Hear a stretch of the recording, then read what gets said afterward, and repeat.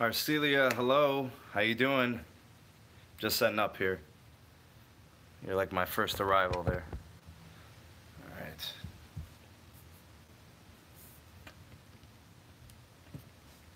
Idiot Greg, what up? It's one heck of a name there.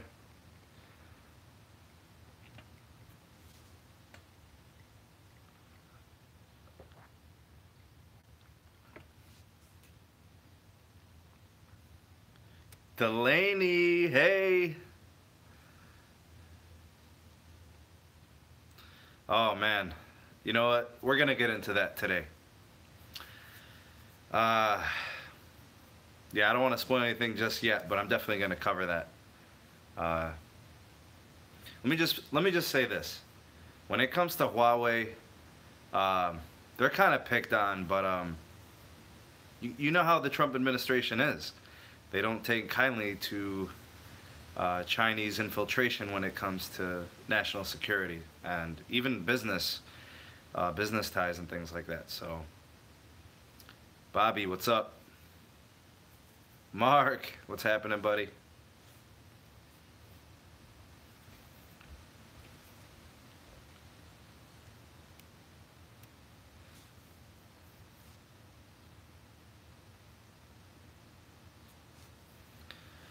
All right, let's see what we got here. I got to check up what's going on here in the chat.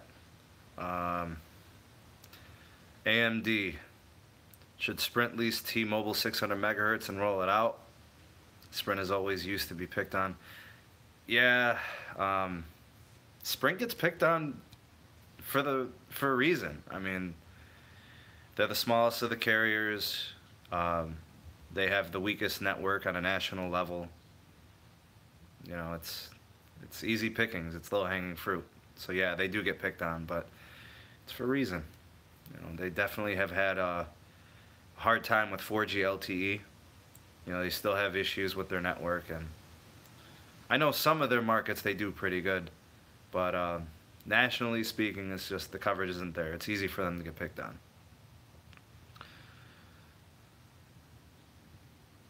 Sprint modems and towers. The problem with Sprint is they haven't allocated enough money into investing into the network performance. Their towers, they haven't upgraded capacity on certain towers, and they don't have enough towers up to cover up the gaps in their coverage. So it's a couple different things, actually. So yeah, that's AMD. That's why people hate on Sprint. I mean, I root for Sprint, but I'm also very realistic about Sprint.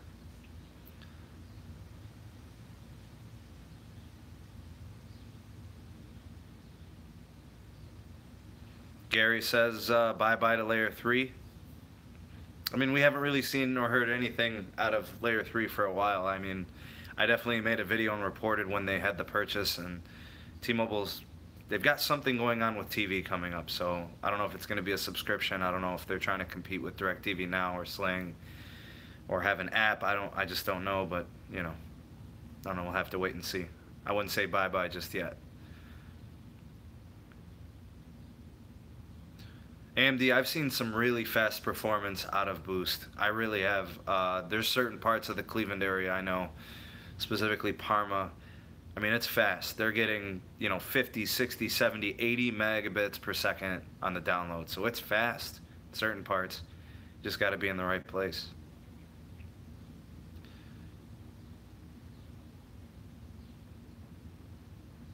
David, what up, buddy? Welcome in.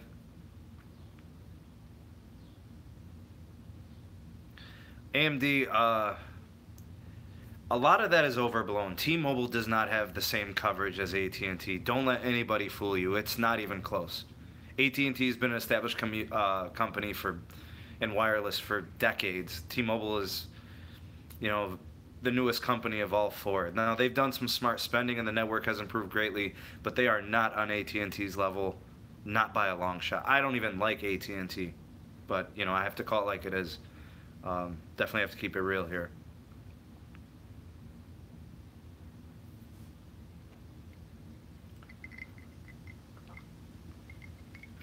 It's a beautiful day today in Cleveland, Ohio, guys. 75 degrees, sunny. I'm using natural light. That's what's coming in here.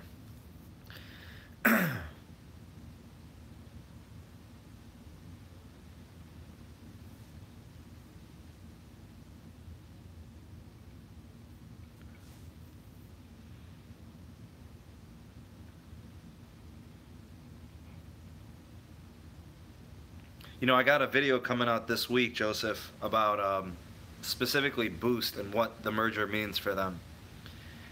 I mean, I could kind of speculate and give my own predictions, but I think Boost is probably going to be absorbed into some form of a new T-Mobile prepaid umbrella, or they're somehow going to get absorbed into Metro PCS.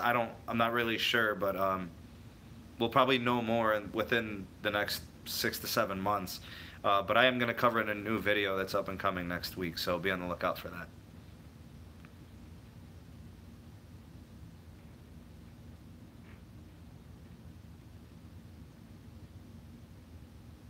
Is T-Mobile coverage close to AT&T, or is it close to AT&T with roaming activated?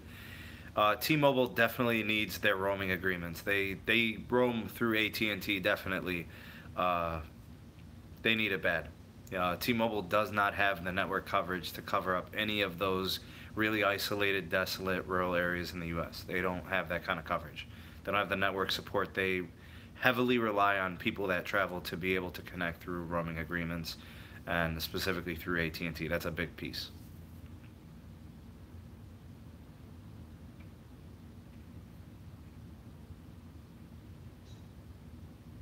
Edward Alex, yeah, something's going to happen to Boost.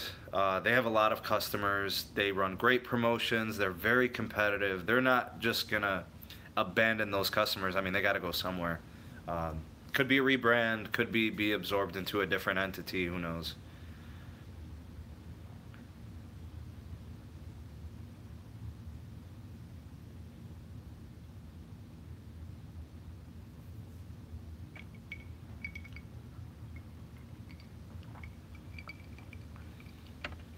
Minecraft, welcome, man.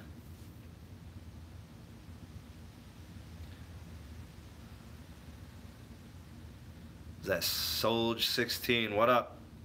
Welcome.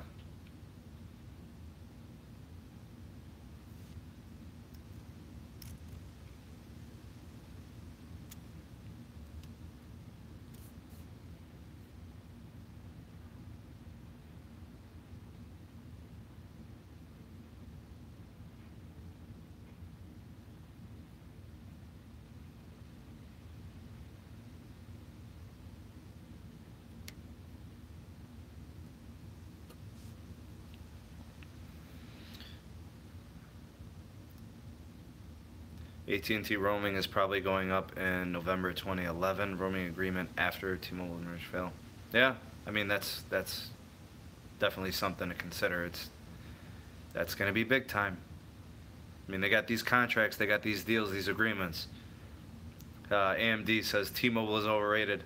You know, but T-Mobile is like the underdog. You know, you can't hate on T-Mobile. They're the little engine that could. You know, whether it was through marketing and, you know, they fought and they fought and they fought and they clawed and they scratched, and they had good, you know, spending on the network, good performance, you know, improvements over the last, you know, 5, 6, 7 years. I mean, you could say overrated. I don't say they're overrated. I think they're right where they need to be. I mean, some people really talk them up like they got this great coverage, but that is not, you know, the case. They're not the best coverage. It's a good value to performance ratio, you know, so.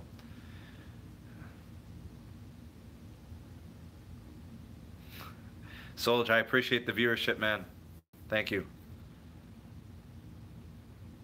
Keep Boost, huh, Mark Garcia? I mean, Boost is a good brand when it comes to prepaid. I mean, people don't shy away from prepaid, and, you know, Boost is synonymous with a good deal when it comes to prepaid wireless. And, I mean, it's a pretty good value. Their pricing is excellent, and people feel like they're, you know, getting a good deal from them, and they understand what the performance restrictions are and stuff like that, and it works for a lot of people. I agree. John and Marcelo did a pretty good job, Edward. I mean, what was Marcelo supposed to do? He had to convince them that they had to merge. And John, on the other hand, you know, had to do the same, but he did so in more of a leadership manner. Marcelo had to kind of bow down to Senate and make them feel sorry for them. Like, this is the only way the company can operate and survive. So I think they did a pretty good job, but they didn't give us anything new or different. We knew all of those things already. Connor, is the T-Mobile merger going to go through? I mean, it looks like it will, but there are definitely going to be some investigations on a couple of things coming up. I mean, there's going to be a couple of, probes that are going to occur. There's some complications there, but I mean, it should go through. I mean, I don't see why not. It just, the trend seems to be there.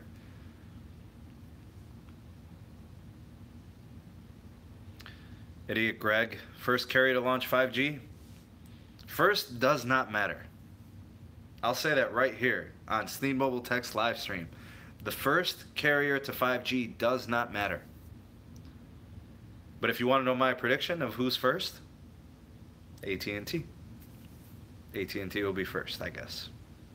And I think market to market, they'll be first in many cases. And then Verizon, they'll be right there. They'll have some markets that'll be kind of like the first carrier to have it in those areas.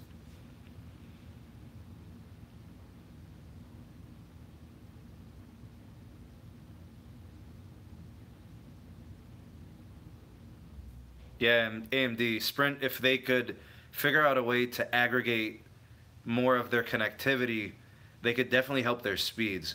But there's just so many restrictions to the Sprint network. I mean, I covered a video on it within the last 2 weeks. What they're doing with their technology, with their spectrum, it's just, it hasn't been good for them. They were like the first company to 4G LTE, and they finished last in terms of performance. It's just really, really sad to see how it's happened. Edward Alex, Sprint will not die. They will not die. I mean, if the merger doesn't go through, maybe another company would acquire them. Maybe it would take them 5 or 6 years, but they would become a viable carrier on their own. They just don't want to sit around and wait for that. SoftBank, their parent company, is just impatient. There's a lot of debt, $32 billion. They're not going to want to sit around on that debt forever. So they see the merger as a way out. It's kind of like the American way.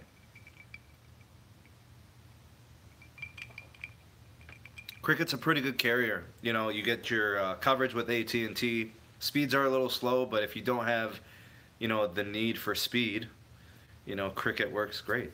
Excellent coverage. I don't have T-Mobile, no. Unfortunately, I think T-Mobile, in my particular area here in the Cleveland area, has some poor calling connectivity. I still use my smartphone as a phone. I still call. If I was like 99% data usage, 1% call, like that type of thing, I would definitely probably consider T-Mobile, but that's not the case. So I use Verizon. I've used AT&T in the past. I tried everything pretty much. Mark Garcia calls John Ledger of T-Mobile snake salesman. All CEOs are like that, though, man. You don't have to like just pick on him. You know what I mean? They're all putting on a show. They're all actors.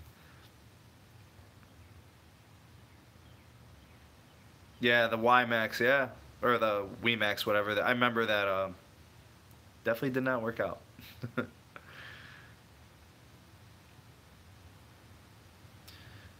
Edward Alex, Sprint going bankrupt?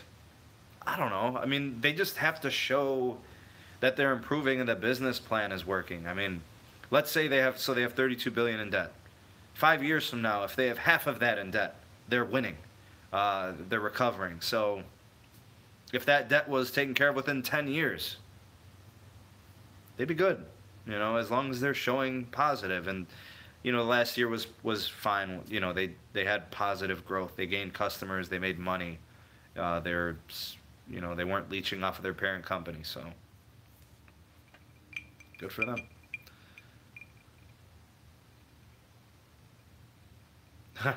David Brown, don't do that, man. Come on. I still use my phone as a phone. I still make calls. I mean, sending a text and all that is fine when you don't need an instantaneous response, but like sometimes you have to get a conversation in. All right, I'm 34 years old. I still make phone calls. I'm not 16 or 20 and all I do is text or all I do is use data or whatever. But like, come on, man, you still got to call. I mean, I I had Blackberries, I had Palm Trios. I've had smart devices, connected devices for a long time, but I still call. And I was looking at a phone the other day that had a cable connected to it, a wire. Somebody was using a phone, an actual phone. Is Sprint better than T-Mobile where I live? So Connor, I live in the Cleveland area, and I would say that T-Mobile is definitely better than Sprint here. There's so many areas around Cleveland, so we're talking like suburbs, where the coverage is so poor that it's like constantly in 3G. I mean, it's pretty bad. You know, you could have an iPhone, you could have an Android, an S8, S9. It does not matter. You're constantly being 3G, and it's just in 2018 to be stuck in 3G so frequently in the Cleveland area, which is a well-developed city. I mean, it's just unacceptable.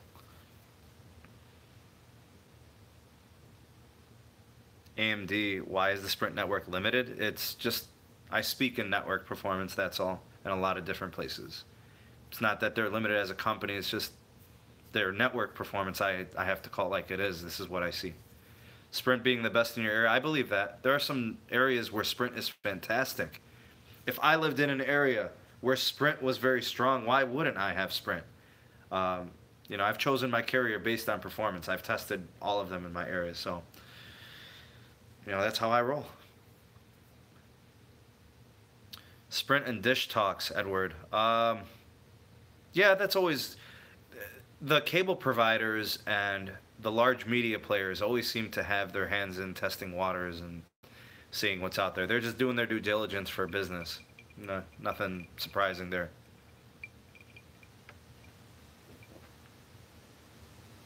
Mark Garcia sees payphones. Man, I can't remember the last time I saw a payphone, but I know it gave me a smile. I know that.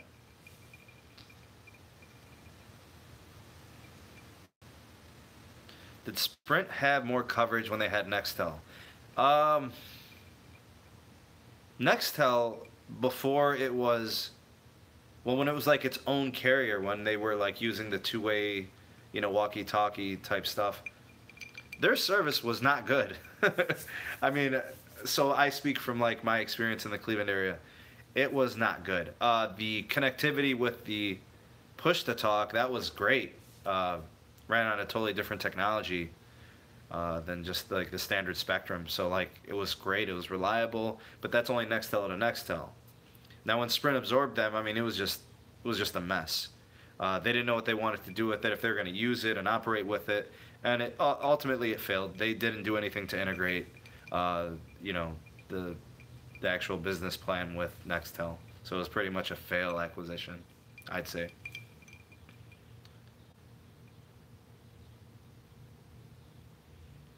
All right, David, streaming over the T-Mobile network, nice.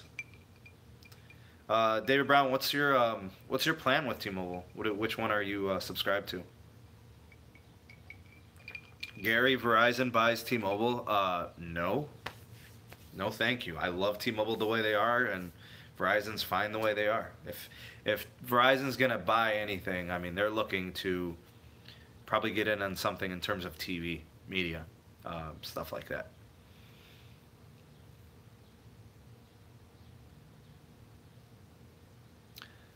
Connor says that AT&T just rolled out a new band in his area and it could fix congestion issues. What's your area? What's your region?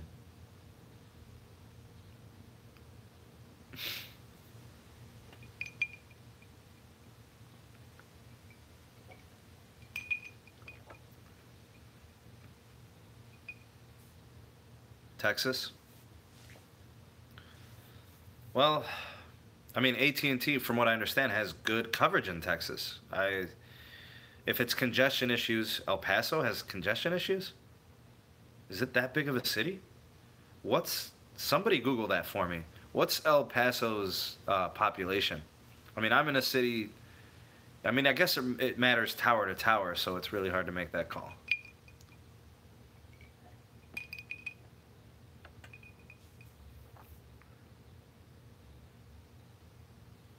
What if Sprint bought T-Mobile?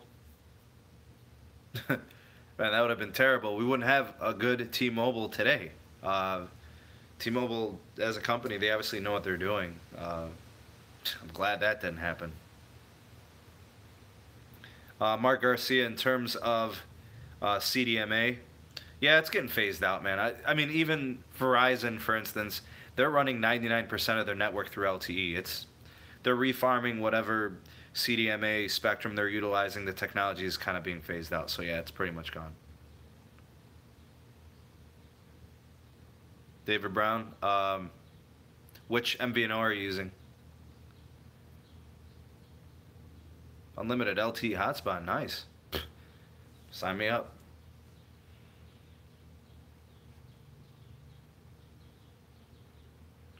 AMD, I don't think CDMA and all that. It's all going to be LTE. It's CDMA doesn't even matter anymore. The simple fact that Sprint's relying, on so much CDMA is just it's kind of embarrassing. And Verizon's stepping away from it completely. El Paso has 908,000 people? Holy crap. Oh, 683,000 as of 2016. So wait, so it's a growing market. Okay, all right. So we've got 900,000 people as of 2017. So they basically have 1 million people. I could definitely see congestion issues there. AT&T's just got investment into that area, start upgrading some towers, start aggregating some carriers and helping with that. So yeah.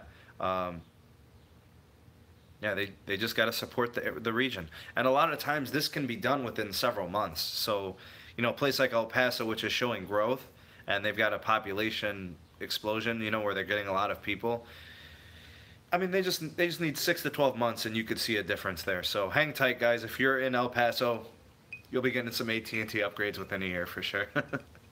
I know they did in Cleveland. They upgraded a lot. I mean, I've seen speeds for AT&T improve by about 20 to 30%. So good.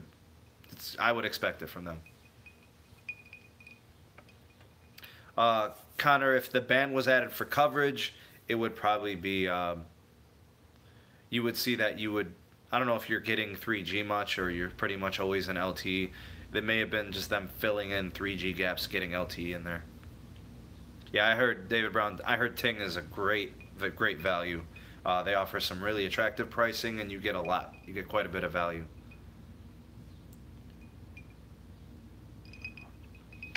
King Carlos, what's your location where AT&T was down? 2 days?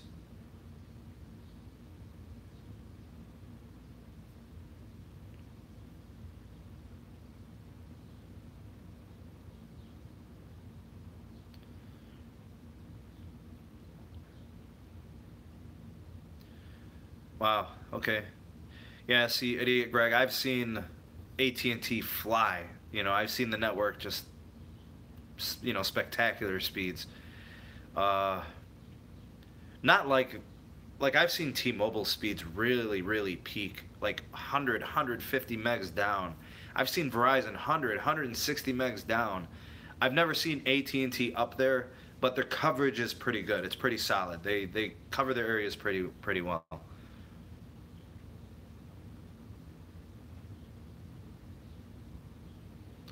Okay, so yeah, smaller towns is it's tough to get the coverage and the speed.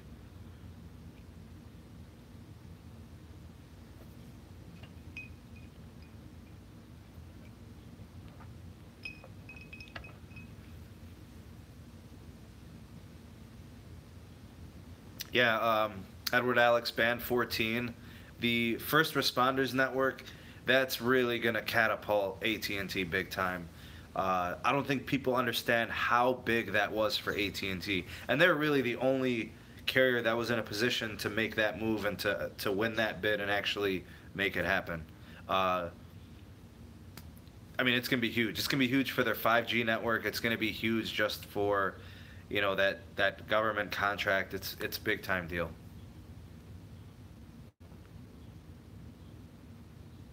Hey Gary, I wouldn't say T-Mobile sucks, man. I mean, it might not be too great where you're at, but there are a lot of people very happy with it. They love the carrier. They love the uncarrier promotional things. They love the network. It's fast. It's, the whole marketing thing. They're into that. So I wouldn't go that far.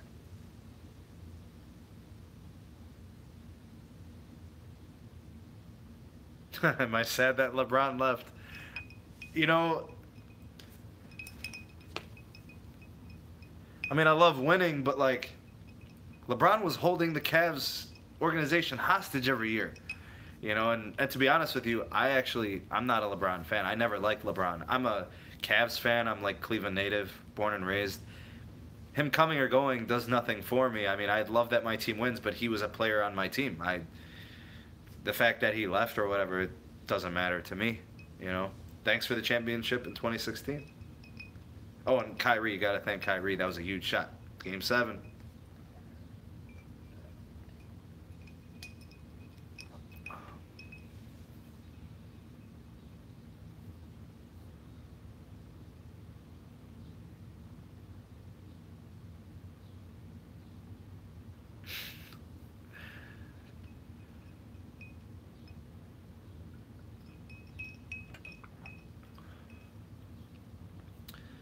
T-Mobile seems to be a little inconsistent here in Phoenix.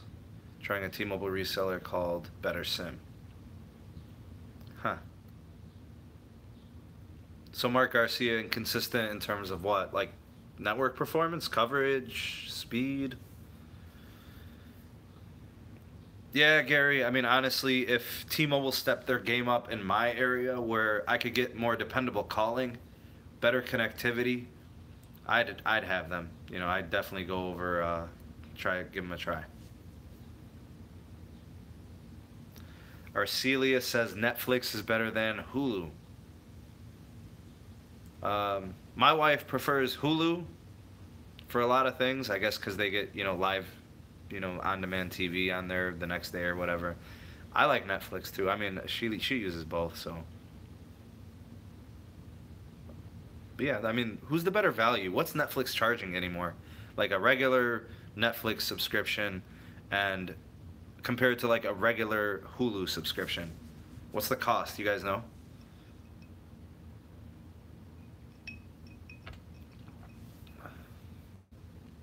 YouTube TV is a great deal.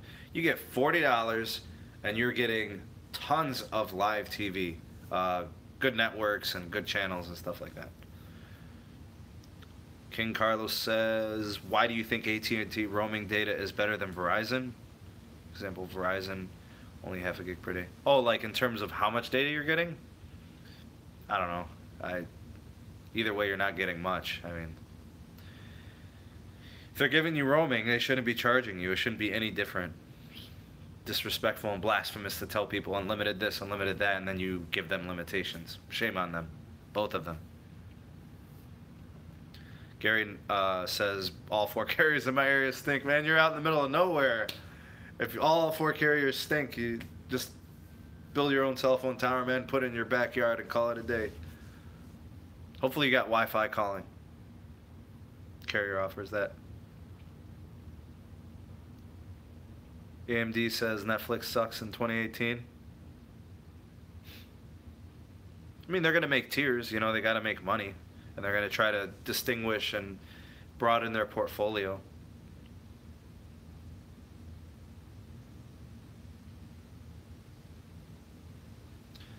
AMD says, would we have unlimited data now if T-Mobile got bought out by AT&T before?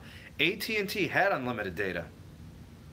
And this is like right around the time of the unlimited plans that AT&T offered. I mean, who knows what could have happened. But I think T-Mobile does a little something to Verizon.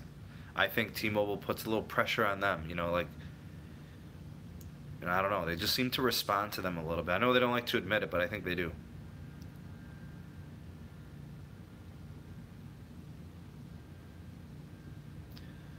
You know, Connor notes that T-Mobile needs to buy more of Dish's spectrum. They have a lot. They have a lot. And they're positioning themselves, I think, to kind of have a small build of a 5G network for like IoT and stuff like that. You know, not like a full-fledged 5G network that's supporting as a carrier. I think it's for their own device usage and stuff like that, supporting their own hardware.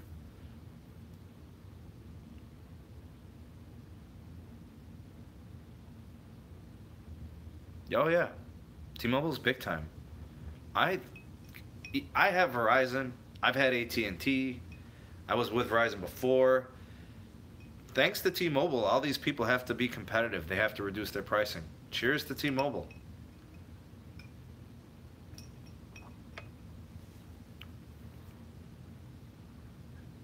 Yeah, Hulu charges for no commercials.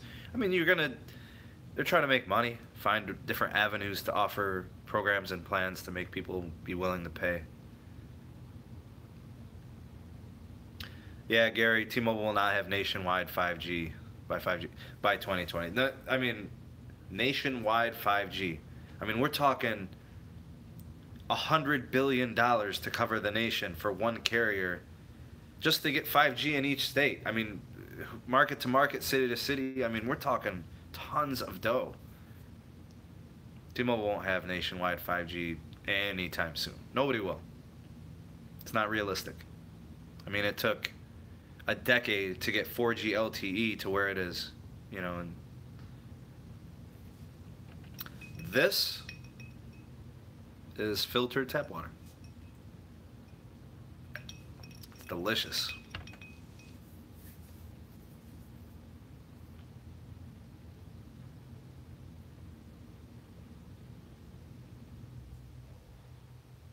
Of course, Edward, of course. Money getting slid in those little envelopes. Here you go, buddy.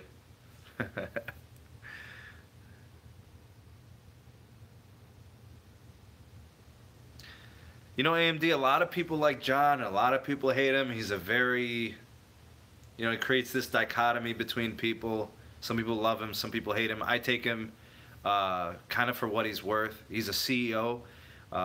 He represents a company that is, kind of new wave, so I think he does a good job for them. I think he fits the bill. Now, keep in mind, he is coming from AT&T. He was wearing suits and ties before this. So don't be fooled by the magenta and the T-shirts and the outlandish behavior. He was one of those bigwigs sitting in those board meetings and stuff. So, he needs to be true to himself sometimes. I think he forgets that. Thanks, King Carlos. Appreciate it, man. King Carlos, I'll be doing this every week, man. I'll be doing this every week. I want to do one live stream every week. I think Friday works, Friday afternoons. Once school starts again in August, towards the middle of August, I'll probably be doing it a little bit later on Fridays. You'll probably be getting it like 8, 9, 10 o'clock in the evening. So I'll keep doing it, but the time will change. I had Alltel, Connor. I had Alltel. They were awesome. It was an amazing network, and they were so responsive to their customers, and I had great deals from them. Man, I had unlimited for like $45 per month, and then Verizon absorbed them. I was so angry. That sucked, man. I loved Alltel.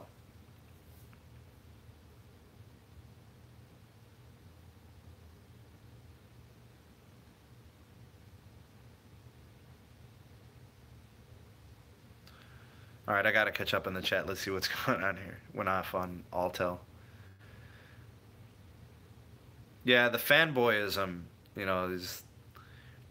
Let people talk up their networks. I mean, people talk up Android, talk down Android, fanboys of Apple. They do all that stuff. I mean, whatever. I mean, let people talk about how great everything is. But, like, nothing's perfect, and it's whatever works for you.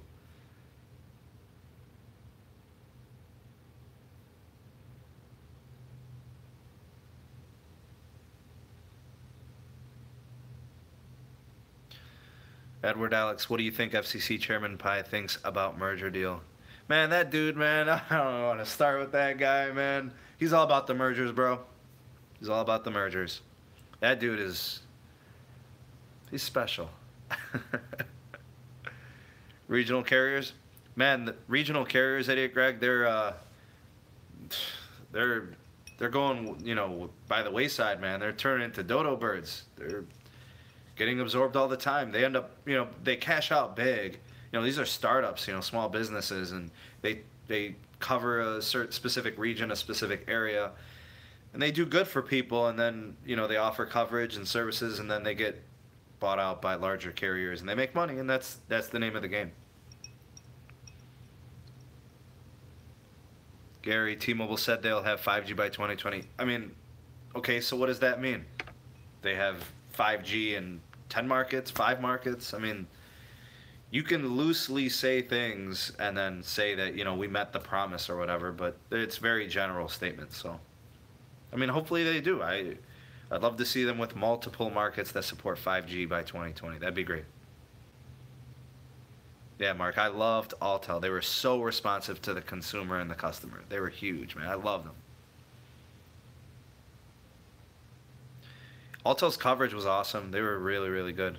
I When all my friends had AT&T and T-Mobile and Sprint, they were always asking to borrow my phone because their phone wasn't working, no connection. So they were awesome.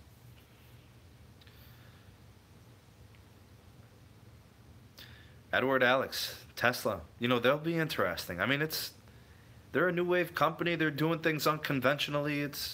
Yeah, they're going to be interesting to watch in the future. AMD, I had a Nexus 6. I had a couple Nexus 6s. That was a great phone. Loved it. Huge display, quad HD, dual speakers. That thing was fantastic. I loved my Nexus 6s. Yeah, the regional carriers, we get used to having these national carriers that dump loads and loads of money into their networks. The regional carriers have hardware restrictions, a lot of money limitations. They're just not as responsive to those types of things.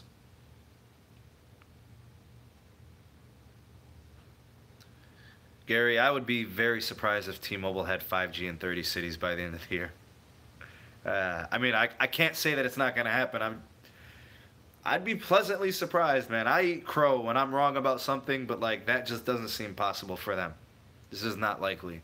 It could happen, but I mean, if they just did 10 cities by the end of the year, I would be satisfied with that. 30, fine. Well, that's fine. Do I think Metro PCS will ever get bought out? So Arcelia, Metro PCS is T-Mobile, and T-Mobile's not getting bought out, so I doubt that.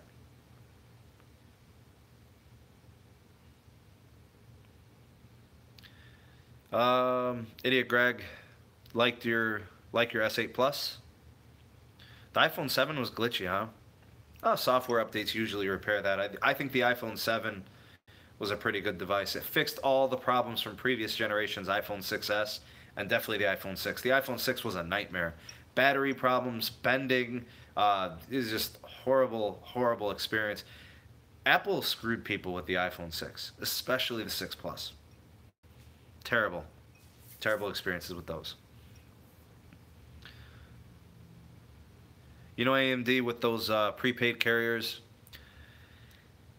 I mean, it's important to offer, you know, variability in the market to offer value so people can shop around and take advantage of promotions when they're made available. So I'm not going to, you know, I mean, I question sometimes why they distinguish so many different prepaid brands and stuff like that, but it's fine for competition. I'm cool with it. Verizon buying out Altel. They got a lot of customers. They got, you know, they made some good money out of that. It was definitely a good deal for Verizon. I'm pretty bummed out. I loved Altel. They were great.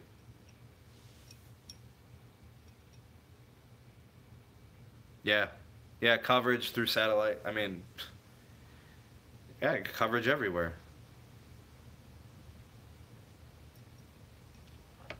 It's just hard to do. I mean, they've got issues with their car production. uh, let alone you're going to go ahead and launch a network. I don't know. It's like bigger fish to fry, you know, cars.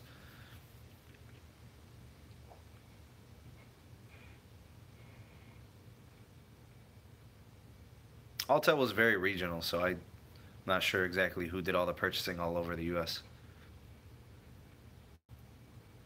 Yeah, the S8 Plus is a good phone. Galaxy phones are fantastic. I mean, truth be told, if you want a powerhouse of a device, like you want raw power, you want speed, you want connectivity, you want a great camera, I mean, it's the Galaxy phones, man. You're getting the best displays on the market. They're top notch. They're delicate because they got the glass backs and the displays, you know, the curved glass and all that, but they are really, really good phones.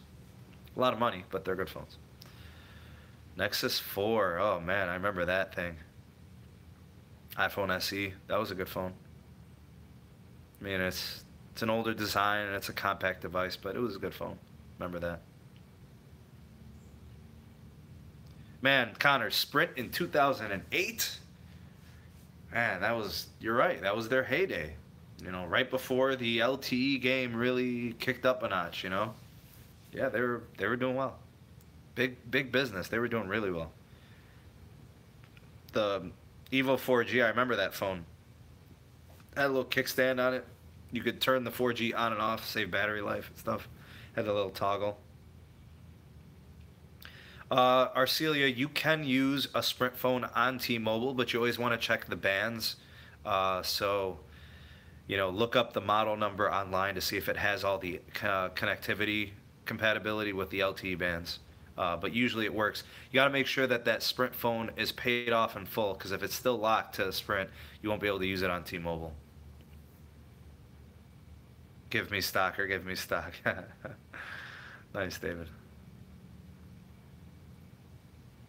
iPhone runs smoother than Android and game better than Androids and is more optimized. I mean, they both run pretty good. I've never had a problem gaming on either platform. As long as the Android device is like, has like a Snapdragon processor, like something like a, you know, a 6 or an 8 series, you won't have any issues running gaming.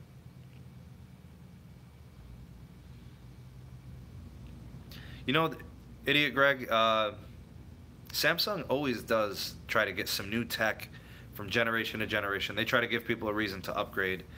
Apple does that too, but the problem with Apple is they're just taxing, man. They're just too expensive. The value is just not there. So if somebody's looking to get a value and a reason to upgrade, oftentimes, if you upgrade every 2 years, you'll be fine with either Samsung or Apple. But if you're like an annual upgrade, you're going to feel like you're getting let down with an iPhone, because year to year it just doesn't change much. They don't give you much of a reason to upgrade. They just tell you to upgrade, and people are like, yeah, I got to upgrade now. Apple made a new phone, you know.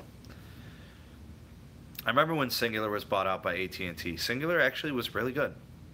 I had Singular for a while, back in the, just when like texting had taken over. I was like, I had texting as a feature and I had nobody to text when I had Singular. Like nobody was using that feature. You were paying by the text, or you added it as a feature, like $5 a month for texting. It was crazy. Man, people don't realize that. Like all these new people to smartphone technology and plans, like we were paying per minute, we were paying per text, we were paying all these crazy things, all these features were extra, voicemail, all that.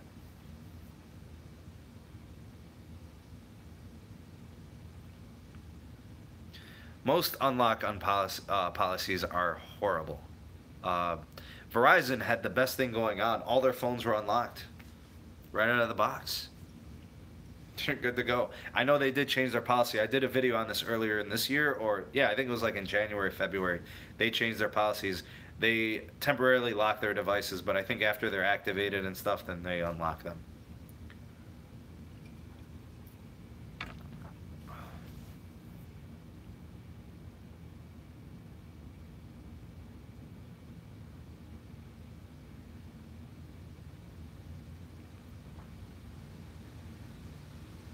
$0.05 per text on AT&T. Yeah, remember those days? Yeah, Idiot Greg, I was reading about the message glitch. It was like sending pictures or something to people. It was so crazy. Super, super bad. I mean, what type of pictures somebody takes, I mean, those things are real personal. I mean, bathroom selfies, you know, whatever's going on. Yeah, David Brown, that is the old agreement. That means nothing with this FCC. Did a video on it not too long ago. Man, actually no, it's been a while. It's been like 4 or 5 months. Definitely check it out. Verizon, they're going to be locking their phones temporarily. I don't know if it's, you know, just up until the phone sells and then they unlock it once they activate it with a SIM, but they are going to be locking their devices. Their policy has changed.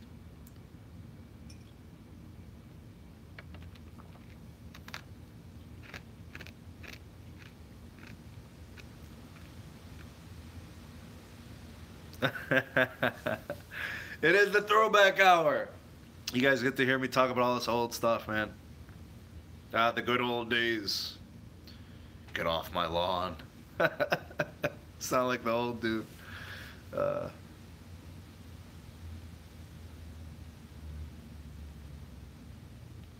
No way. AMD, is that real? Did that truly happen? Holy crap.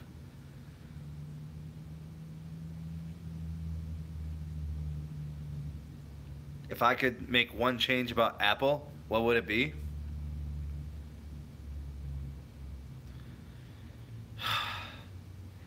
I actually don't have a problem with Apple.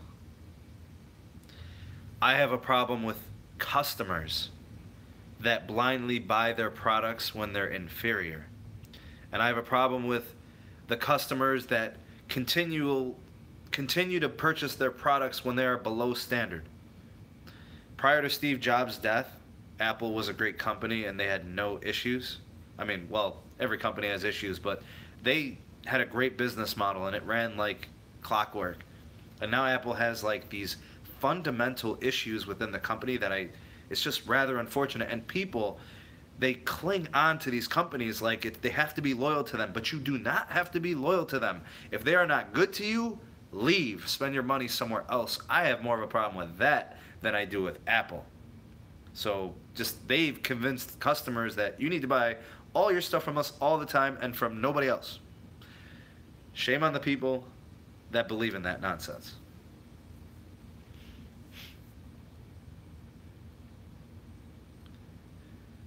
Let's see here. What if Apple was to start a network? Not gonna happen, but yeah.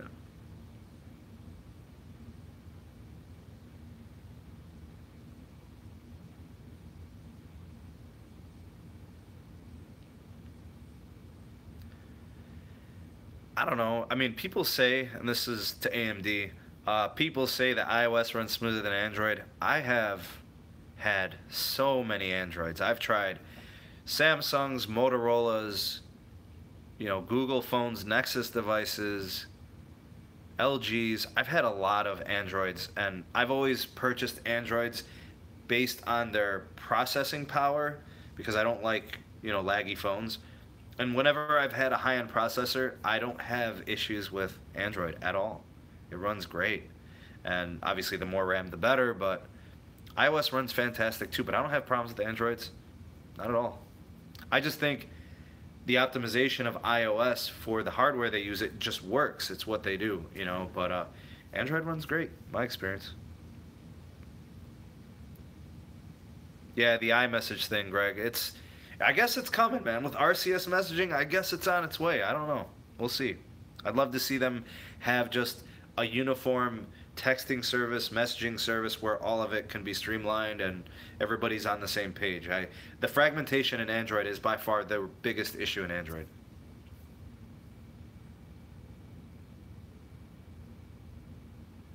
Of course, Fortnite came out first on iOS, and it's just more people on iOS in the United States.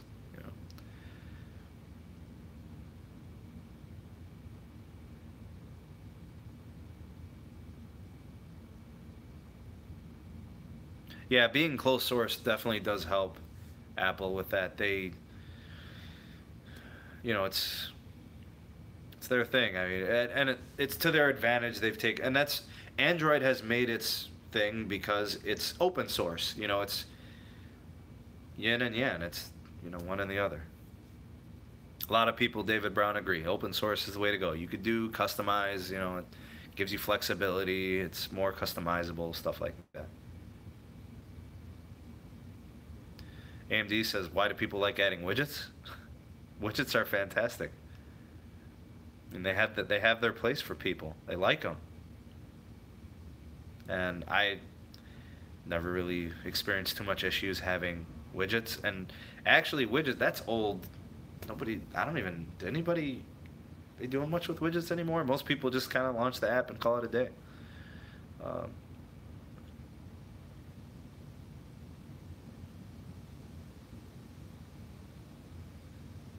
I think Android's smooth, man. I'm telling you, I've been using Android since, God, man, I can remember all the early operating systems. Let's see, let's go back to some early operating systems I had. I had Eclair, I had Donut, Froyo, Jelly Bean, Kit Kat.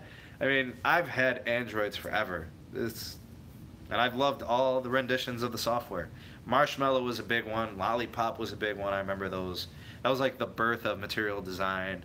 And, now we've had Oreo and, who knows what's next.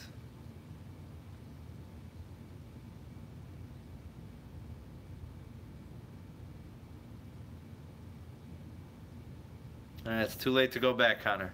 Big carriers, that's all we got. Edward Alex says, do you think LeBron will give Lakers a title? If you answer correctly, merger deal happens, and if you answer incorrectly, merger deal fails. LeBron is not going to win a title in LA. The Golden State Warriors don't lose. They have too much talent. I'll even make a prediction that the Lakers, they'll like sneak into the playoffs. They'll get like the 8th spot, 7th spot, something like that. I mean, last year in the East, I think the Cavs finished 4th, right? With LeBron. So this team is just an inexperienced version of the Cavs, the Lakers. So, yeah, he ain't winning no championship next year. I mean, even in the next 4 years. I mean, unless they get like Kawhi Leonard and a bunch of talent to get there. So, I don't know, maybe later. Maybe in a couple of years. David Brown started with Jelly Bean. Yeah, I predate Jelly Bean, man. I go back. I go back to Eclair and Froyo, Jelly Bean, Kit Kat. Those were like the ones I remember. And actually, that was back when like tablets were a thing, and they were making, I forget which, was it gingerbread? I think gingerbread was like big for tablets. Maybe it was Jelly Bean or Kit Kat. But like it was big because they kind of one of the operating systems distinguished for the tablet variation, which was kind of cool.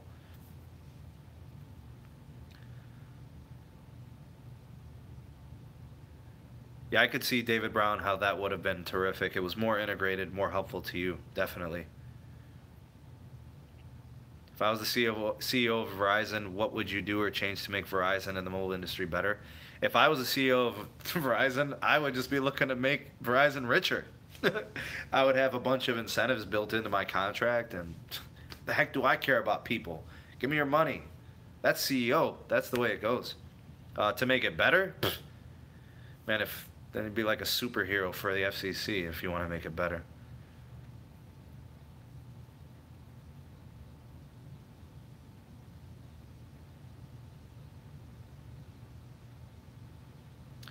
Warriors start losing players. They seem pretty happy. I mean, I think eventually Klay Thompson's going to move. He's going to want to max out some money. Draymond Green wants big bucks. I mean, eventually he's going to want to go. Kevin Durant's kind of flaky. I mean, I guess you're right. I mean, how long are they going to keep the train going? How long do they still want to continue to win together? It could be 2 years, could be a year, who knows?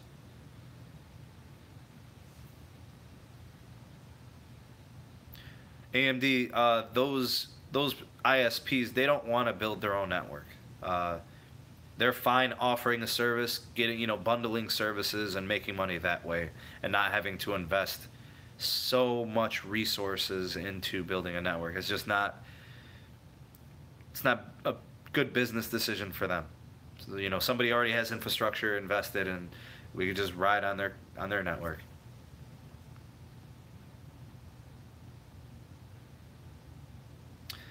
All right, so Edward Alex wants to know what's going on with Huawei. There's some complications with Huawei. I got a video that I'm going to release tomorrow on that, so be on the lookout for that. But the complications stem from some national security issues.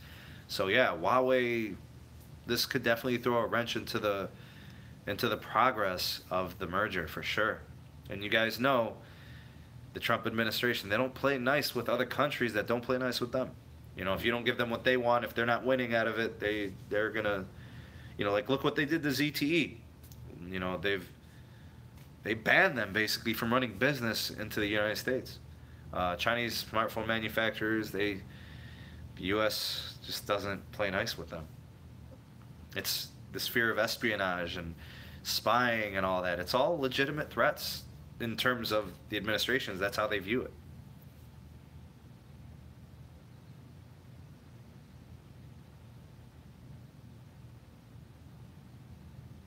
Yeah, a lot of the internet service providers, they're vicious, man. I left my ISP, my home ISP. I'm streaming this on a mobile hotspot. I don't even use an ISP anymore, like a home ISP. I'm done, man. Service is bad, cost is too expensive. It's just a headache. I can't stand it. Their equipment is not reliable. Their service is not reliable. They're charging a premium. It's not worth it. Forget that. I'm with you on that, David. Absolutely, Trump would care. Absolutely. A man of pride like him? Whew. Wow. Of course. Man, he don't want to lose any type of ground to anybody.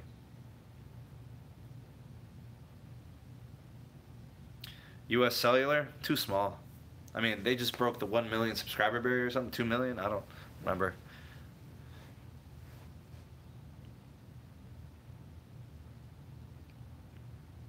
Yeah, it's a market thing. Of course, they want to see the economy strong. I mean, they got all these huge tariff bans and everything now. They $36 billion with China.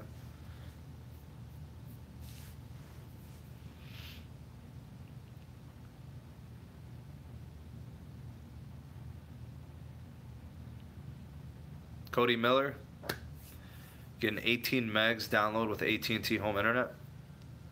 It's pretty good. It's pretty good. I actually like AT&T home services. They're just not around in my area, you know. I had them when I lived at my last place, and they were really good. I love the TV. I love the home internet. It was a great bundle. I got a good price. It was good. Oh, I wanted to, before I forget, for those of you on AT&T postpaid, not prepaid, if you're on AT&T postpaid, let me know in your July bill. I'll try to remind you guys in another video. Let me know if that administration fee, I forget what type of fee it was, but it doubled. It went up again. So I want to see. I think it's some kind of administration fee, and it's gone up to $1.99, which I think like a year ago it was like 67 cents. So let me know if that happens to you if you're on AT&T postpaid, and it's per line, not per bill. So if you've got 4 lines, $1.99 times 4, boom, they're getting you that way. Yeah, let me know, Idiot Greg. Let me know.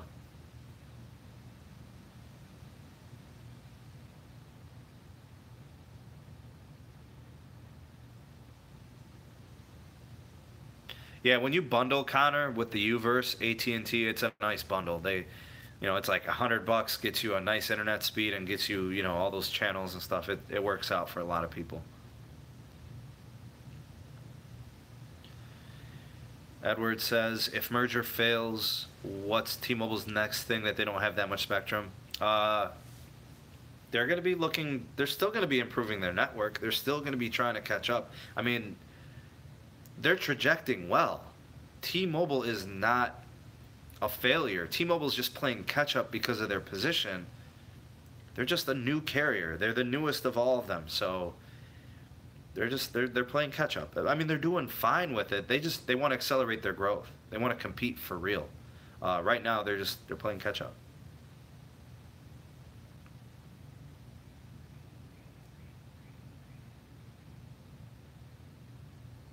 The simple fact that T-Mobile does have, a lot less users on their network does help their speeds. Just the network isn't as taxed. But, people use their phones when somebody has T-Mobile and they don't have any fears of, data usage. Of course they're going to be using it.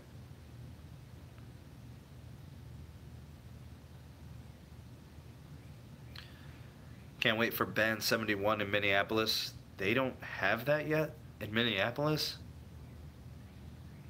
Wait, do they need it in Minneapolis? Is Minneapolis... I mean, I feel like that's a big enough city. Strange.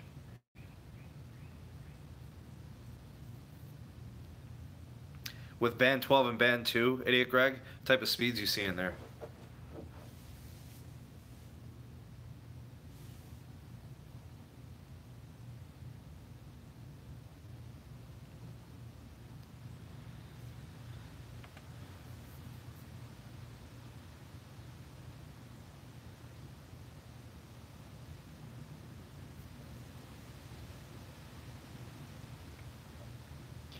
Man, AMD's going off right now. They're giving all the pricing that they would use.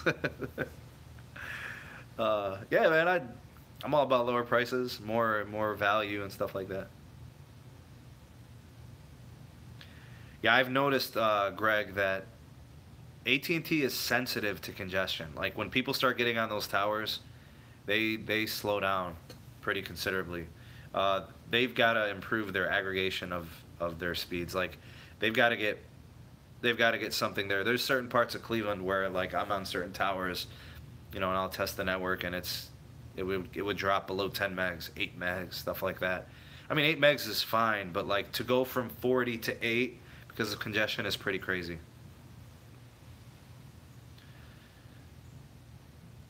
Edward, I'm 34. So close. You said 36, 34. Would have been nice if you would have guessed younger than 34. Man, 36. That's all right. Population less than 400. Man, it's a small town. I think at my last apartment complex that I lived in, I think we had more than 400 people living in the building.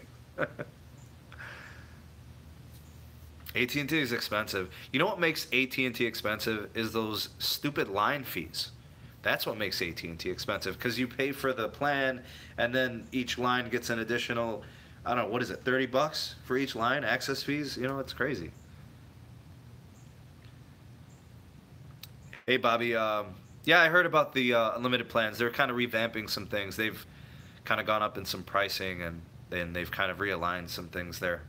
I'll probably do a video on that once it becomes available. I think we got about a week to go. So, yeah, definitely. I'll have a video on that.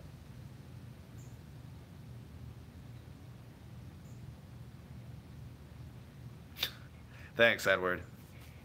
Letting me know that I'm older than you. Thank you. Yeah, Sprint does a good job. I mean, if you bring a device to any network, I mean, they give you a good deal because there's no hardware being financed and stuff like that, so you'll get a good price. I think they had a promotion recently, Bobby. They're promoting bring your own device to Sprint. They want people to feel that Sprint's a good company to go to if you're taking a paid-off device onto their network, and they just, it's kind of been their focus area.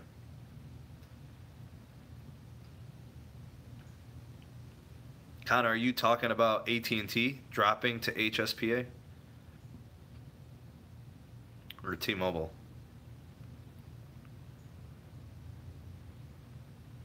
AT&T, yeah. Yeah, when I had AT&T, I used to drop into HSPA quite a bit. I hated it because I used to take my unlocked devices. I always bought my phones separately. I never financed phones through carriers. And I would never get the voice over LTE, and I would never get the HD calling. I would never get those features with AT&T. That's the worst thing about AT&T for a customer like me who wants those features. You don't get those features when you have an unlocked device from some other company or whatever. So it was aggravating. I ended up leaving because, the company I went to gave all those features to unlocked devices.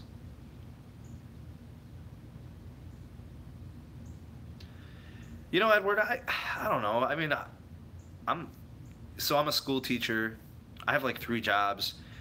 I work at my dad's bakery in the summer and on the weekends. I'm an iPhone repair specialist, so I do that on the side. I got the school teaching. Like I've been teaching high school science for 8 years. It's just, having all these channels and all these outlets. It's time consuming if you're gonna do a good job. If you're gonna go all out. So, yeah, I'm going to just roll with this channel for now.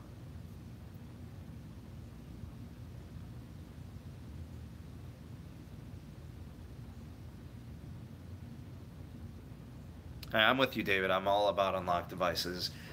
Buying devices from manufacturers is probably the best way to go.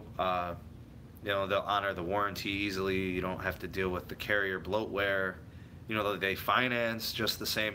You just probably won't get the promos that the carriers do to lock you in. So they want to put the clamps on you. So they give you a $200 promo, and then you trade in your old phone, and they're like, oh, great, you got $500 in credits coming. And then they're going to put it over 2 years, over the 24 installments. Or in the case of AT&T, I hear they do some plans at 30 installments. So it's like, wow, I'm going to be on AT&T for 2.5 years to get this money back to recoup it on these credits. It's crazy.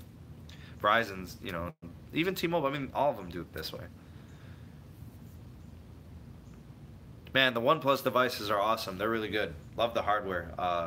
They're great. It's a shame they're only GSM. You can only use them on AT&T, T-Mobile, or their MVNOs. Can't use them on Verizon. They don't have full compatibility. It sucks. I would have had one for sure.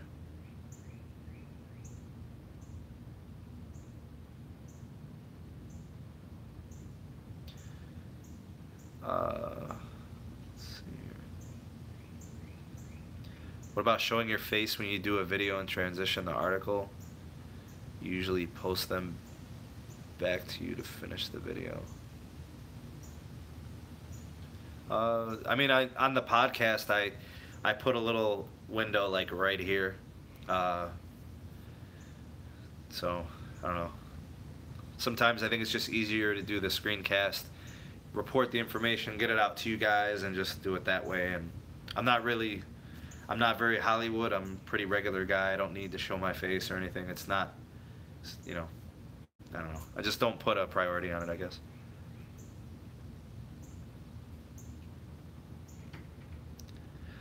You know what, Connor? One of my students was in the live chat today. She popped in, and I could tell I saw her name on there. It was kind of cool. Yeah, they're like real supportive. They kind of like that, you know, I have this and stuff like that. And you know, I don't like hide or shy away from that. I use it to my advantage, being a little bit more relatable to my students. You know, I feel like it's a lot easier if your students relate to you. They'll enjoy the time in the classroom and listen to what you're trying to teach them and stuff like that. So kind of being a new wave teacher, I think, helps me. It's to my advantage. Plus, they're high school students, so, you know, YouTube and all that, they're all with it.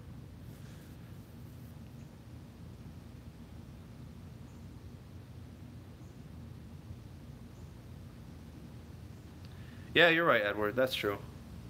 That's true. I mean, but yeah, like, you know, I'm married. I have a daughter. She's 2 years old. You know, I've got all these things that I do. You know, I've got part-time jobs, full-time job. You know, it's just hard to always be recording. I don't really edit my videos. You know what I'm saying? I just want them to be brief, quick. I like being an informative channel, not so much entertainment. You know, I actually enjoy the community aspect of it. So interacting with you guys in comments, I read everybody's comments. They always come in, and I always read them. I respond to some, but I read them all. And the reason I'm doing, you know, these live streams is just to get to know you guys better, and you guys to get to know me better. It's just investment into the channel that I don't mind providing, and the podcast too. You know, so like now that I'm doing that, I just feel like I've wanted to make myself more of a visible figure to the channel, so people put a face with the name and stuff like that.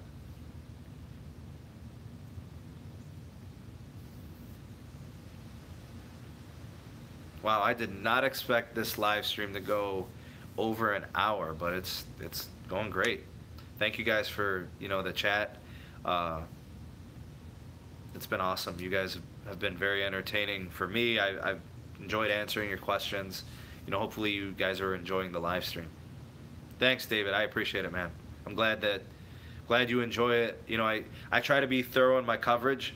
I try to offer my own spin of things too, get a little opinion in there. I don't want to sound like a robot all the time.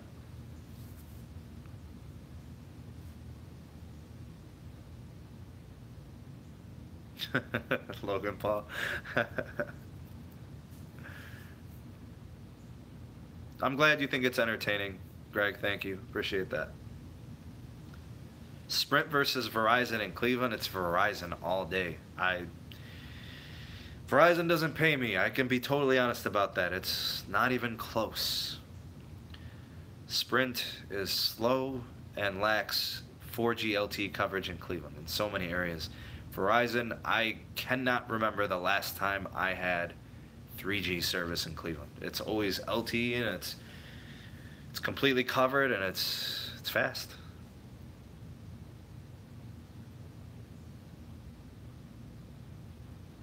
Mark, thank you. I appreciate the kind words.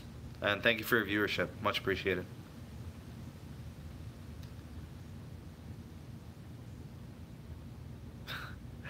Bobby, I appreciate that. I'm glad you're enjoying the channel. Welcome, by the way. You know, I've got a lot of content that I've done previously that's really good. I mean, I cover topics.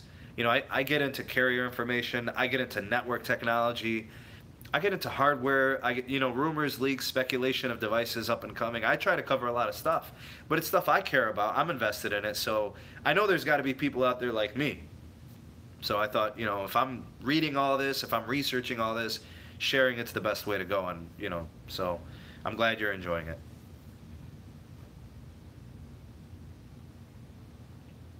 You know what, Greg? When I had AT&T, it was mostly LTE, so it was very comparable to Verizon. But as soon as I would call, and I couldn't get voice over LTE on my unlocked devices, so it'd go to the HSPA or HSPA Plus, whatever it was up in that left-hand corner of the screen. AMD says, do you believe in Donald Trump gives Sprint $1 trillion to blow? Would they have had the best network in 1 year? I don't. So that's like you get a wish from a genie or something. Would Sprint recover? Yeah, probably $1 trillion. Yeah, they could do it.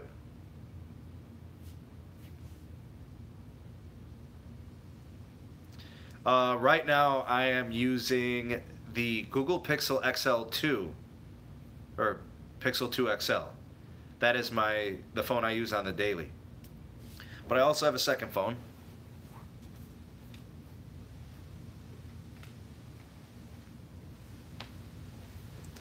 Which my wife hates that I have a second phone. I've got this phone. This is the Moto Z2 Play. And I had a Moto Z Play before this one. People don't realize it. I'm not even exaggerating. Motorola, still to this day, they did before and they do now, they make amazing smartphones. Cameras are fine. They're not the best, but they're good. The batteries have very large capacities. Their displays are good. They're powerful phones. They run a great version of Android. Like, value-wise and performance-wise, Motorola's are great. They don't pay me, but they are awesome phones.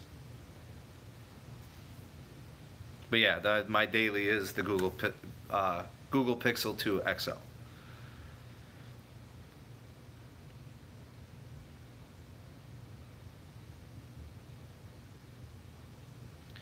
Motorola is being expensive. I mean, they've got expensive devices. They've got different models. They've got, bargain models, which are like $100 to $200. They've got mid-range phones. Their mid-range phones are awesome. The G series, the Moto Z Play series, which, I don't know, around $400 or so. They do have the Z2 Force, and I think they've got a new Z3 coming out pretty soon, probably, if their upgrade cycles remain the same. Those, $700, whatever. Just like pretty much any Android flagship or Apple device, stuff like that. Right now, I have AT&T and Verizon. Those are my two carriers. I might give T-Mobile a try, actually. I mean, it's been, when I've been testing them and stuff like that, the calling was poor, which is why I kind of stepped away from them. But I might give them another shot. It's been over a year, so we'll see if things have changed. Maybe I'll try one of their SIMs. Maybe I'll add a line or something like that.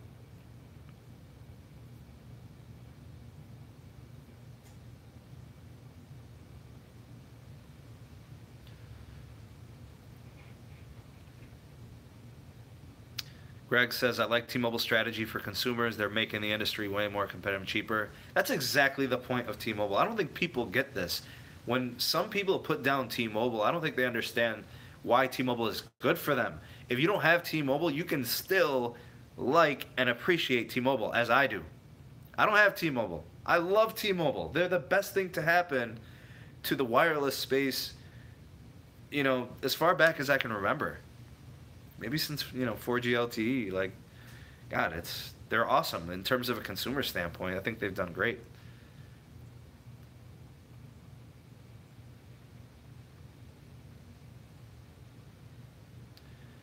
Edward Alex, I would like to say hi to Ellie. Hi, Ellie. Ellie, how old are you? I have a daughter that's she's about 27 months old now. So yeah, I know how the daughter thing is.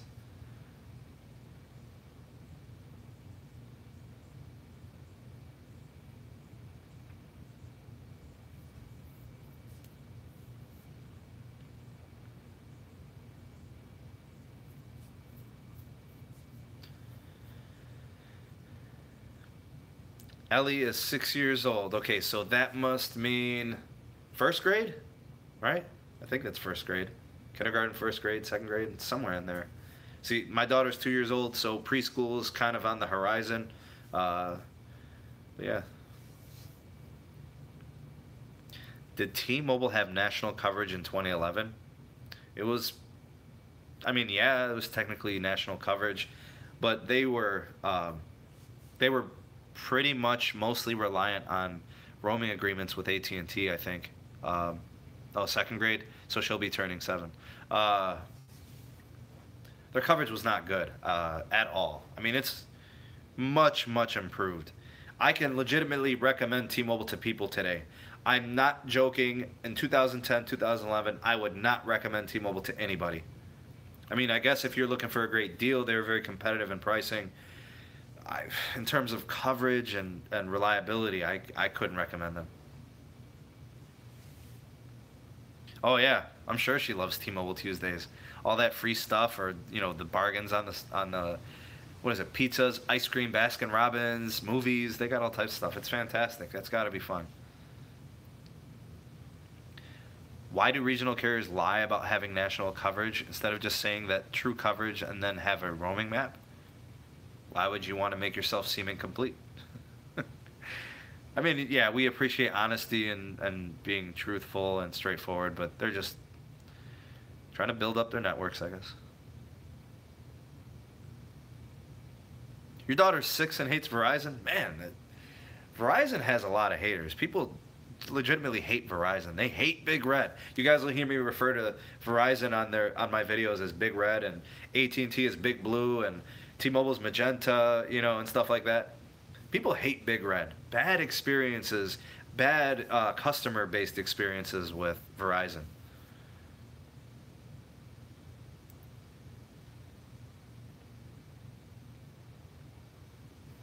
So basically, if Verizon was to have a CEO like John, I don't know. Would the market get more competitive? Yeah, I guess. I wish Verizon, is it Fios or Fios? I'm guessing Fios. Man, I wish it was available in my area. I would use it.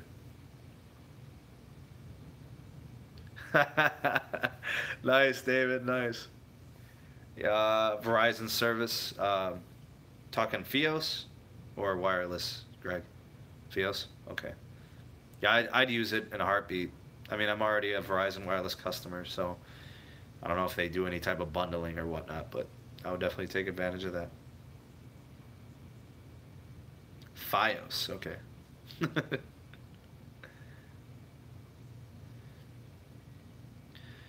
Edward Alex says, "Do you think Layer 3 will compete with AT&T DirecTV, like DirecTV Now services and Sling and stuff like that?" I mean, they're gonna have to bring it. That cord cutting trend has gotten really, really ultra competitive. It's hard to make money. I mean, DirecTV Now operates at a loss.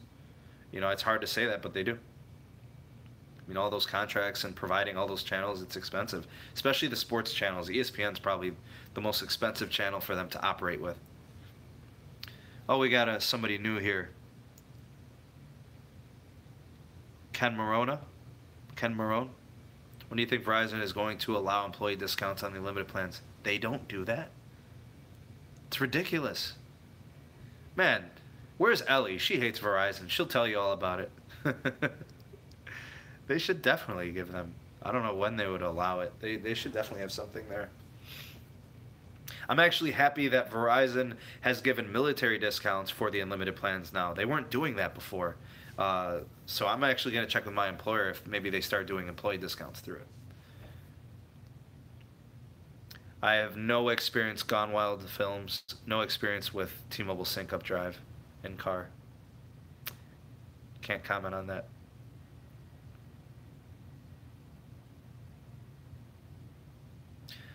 Verizon lost the NFL contract. I think I'm pretty sure they have a new contract.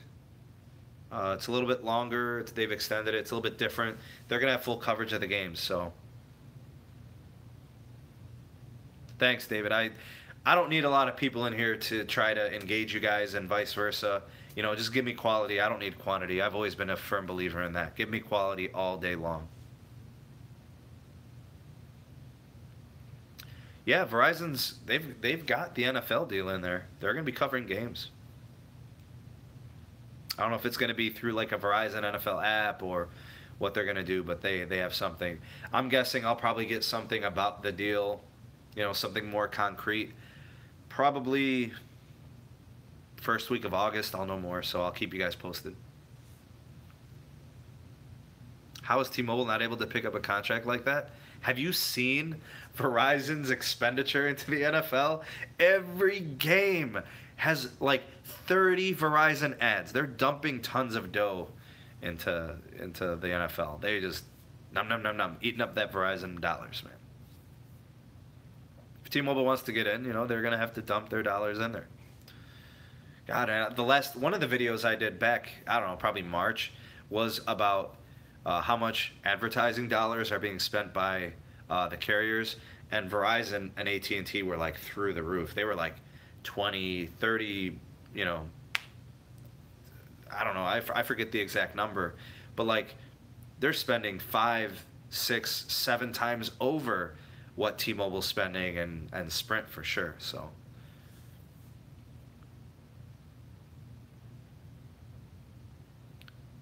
you know, Ken, it's ridiculous that they don't have discounts on limited plans. What the heck does it matter if you're on unlimited or a bucket plan? What the money's being spent, it does not matter.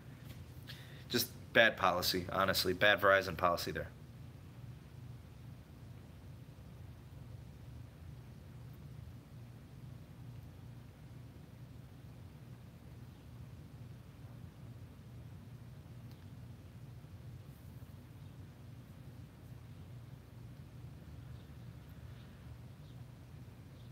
Yeah, pricing within the cellular space could be more attractive, could be better. I mean, if you're looking for a good deal on wireless, you're pretty much, you either have to have a postpaid family plan, you know, where you've got like 2, 3, 4, 5, 6, 7 lines, you get good deals that way. Or you're either doing that or you're getting some kind of employee discount that helps, or you're going prepaid. You know what, Connor? Pennsylvania coverage is tough. It's got mountains and hills, and it's tough. You know, when I drove down to North Carolina from Cleveland, Ohio, I think I had Verizon at the time. Coverage was pretty good. I mean, there were definitely spots where there was very limited coverage, but yeah, you know, places like that, it's just, there's nobody out there, you know. All right. Do you think Sprint deal happens? There will be a true unlimited plan since the spectrum is there. Make Verizon AT bring back again those old grandfather plans. You know, once 5G becomes very marketable and people are spending to have that service, I think that just the standard LTE unlimited plans, I think those become pretty much, it's going to be all one unlimited plan. You know, it's like why would you have to tier, you know, LTE when you've got you know, 5G networks that are so fast and can offer so much capacity. I mean, we're talking like 2030, you know, we're talking 10, 12 years from now, but like, I think a lot of that stuff goes by the wayside after that. Sprint has 5 lines for 100. Boost only has 3 lines for 100. Is that right? Sprint's got 5 lines for $100. They still do that? I mean, I remember that promo, and that's a steal. I don't care how bad the coverage is in your area. I mean, this is $100 for 5 lines. You cover the whole family with $100 wireless. That's crazy.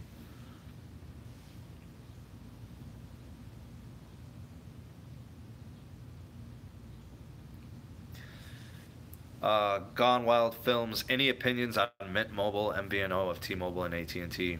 Those MVNOs are fantastic. I mean, they offer great value. They get people covered with service at a good, attractive price. I mean, 30, 40, 50 bucks and you're getting unlimited plans, and you know, you're not worried about data usage, and you've got the coverage of the big carriers. So I mean, it's kind of nice. And for people that have low demands, it's fine. You know, no high video resolution, no crazy hotspot needs and stuff like that. It definitely works.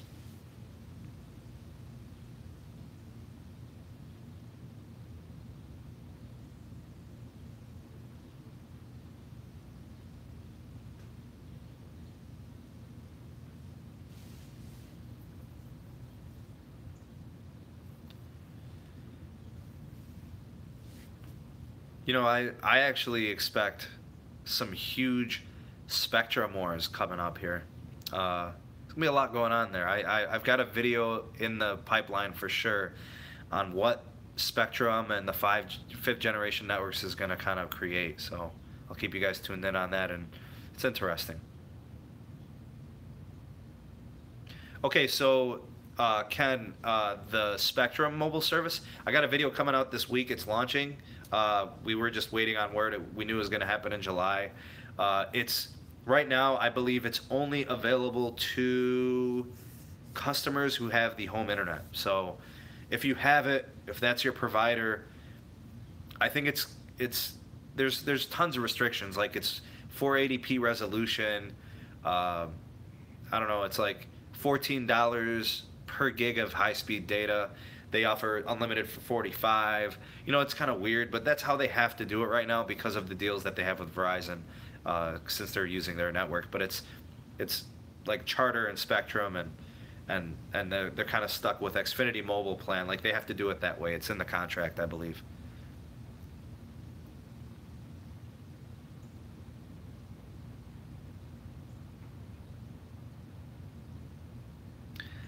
I teach life sciences and environmental sciences. So my ninth and 10th graders that I get take biology with me, and then juniors and seniors for the environmental science. So neither of you got it right. Yeah, I've been teaching science for 8 years. I taught in Cleveland city schools for a couple years. I taught at a charter school for a couple years in Cleveland, and then I started teaching in some suburban areas, like surrounding suburbs of Cleveland. And now actually I teach in a community that's about 15 miles west of Cleveland that is the neighboring city to the city I grew up in. So it's very homely, and it's awesome. I love teaching. It's great. I love it. It's a great career choice for me. Love teaching science.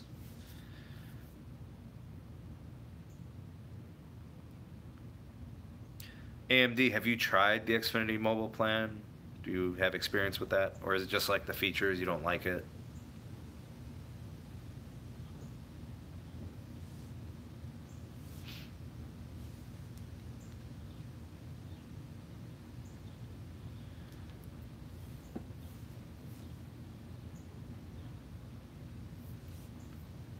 Man, this thing's up to an hour and a half. You guys got me on a live stream for an hour and a half.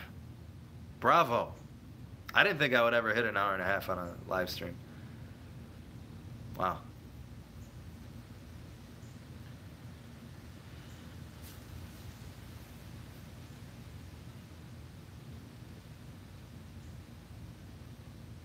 You know what, Connor, man, when I taught at the charter school, my first job out of college, some pretty humble beginnings. I mean, it was a small school.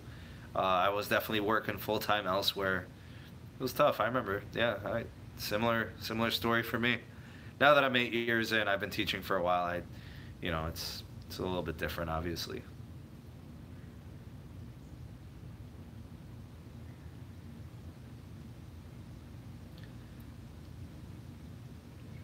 Patreon thing's been quiet. I don't know. I can't see like traffic numbers. I haven't really looked too much at like commitments or anything like that. I'm kind of like inching my way through there. I've been posting content on there so people that are on Patreon can see what I do and see if they're interested in it. But I don't know. It's been kind of quiet. But I'm interested in that avenue. I want to see if I can get that to take off a little bit and offer some exclusive content to Patreon that doesn't make its way onto YouTube, or if it is going to be shared with YouTube, it shows up on YouTube later, like 2 or 3 days after, and gets Patreon members more exclusive early looks, and then stuff that doesn't see its way on YouTube. So yeah, we'll see where Patreon goes, but I like the idea. I like the platform. I'd like to see if it takes off for me. My worst student?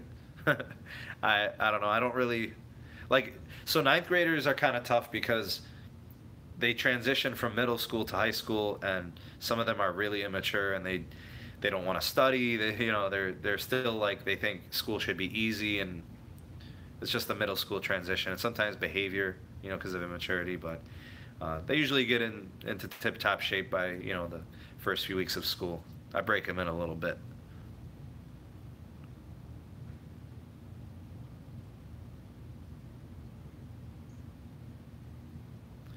My goal for this channel,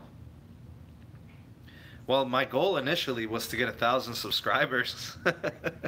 And I don't know if you guys are looking, but I'm like, I'm somewhere over, you know, like 900. I have 900 and some change. So my initial goal was to hit 1,000 subs, and I'm on my way. I'm knocking on the precipice there.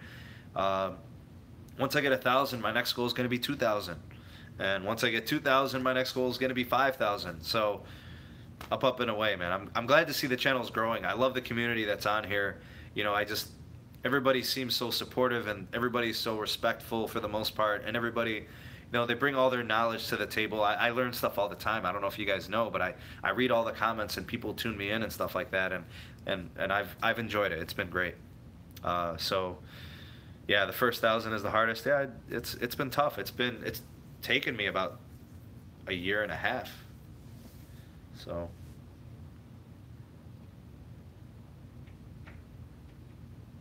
been watching since the start. I appreciate that. Your viewership, you know, like I say it in my videos and I mean it. Like I do appreciate you guys watching. I appreciate the shares. I appreciate the likes. I appreciate the comments the most, because it lets me know that you're engaged in the channel and I get to interact with you guys. Nah, no Valentine's Day. No, none of that, man. And it's weird now, like now that because I used to be a student when I was younger. I'm still a student. I'm taking my master's coursework and stuff, but yeah, crushes and stuff. It's all weird. On I-94, watching your stream.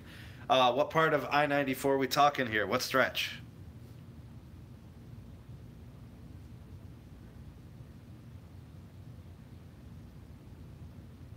Thanks, Greg. Appreciate it, man. I'm glad you enjoy the content.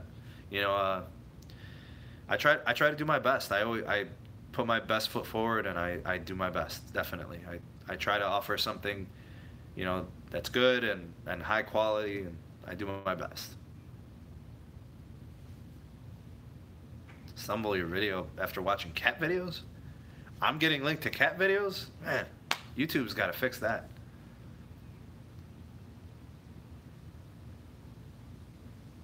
Ah, Minneapolis, okay. Andy's in 10th grade. All right, so you got a couple years. You're set to graduate, buddy. 10th grade. So you might be taking biology. That's one of the classes I teach. Maybe I should drive, not type. Yeah, maybe you should, man. Please don't be texting and driving and chatting and driving.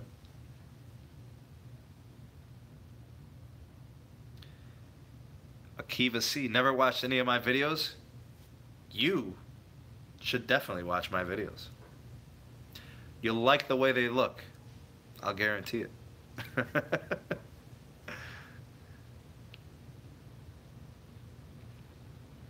Well, Akiva, thank you. Appreciate you stopping by and visiting. Ah, David, I should have known that. I swear you've already told me that before. My bad.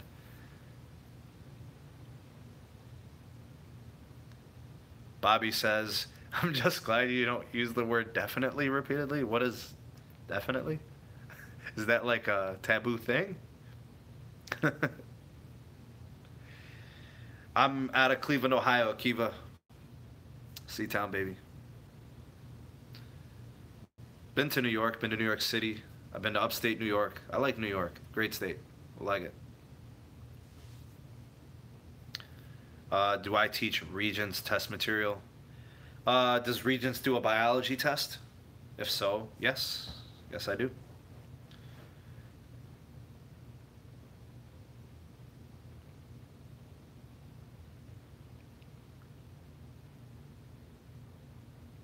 So sending emails for speed testing? Yeah, I could do that. Yeah, I could definitely do that. Akiva? Both! Okay, both. I like iOS and Android. I personally use both. I actually prefer Android.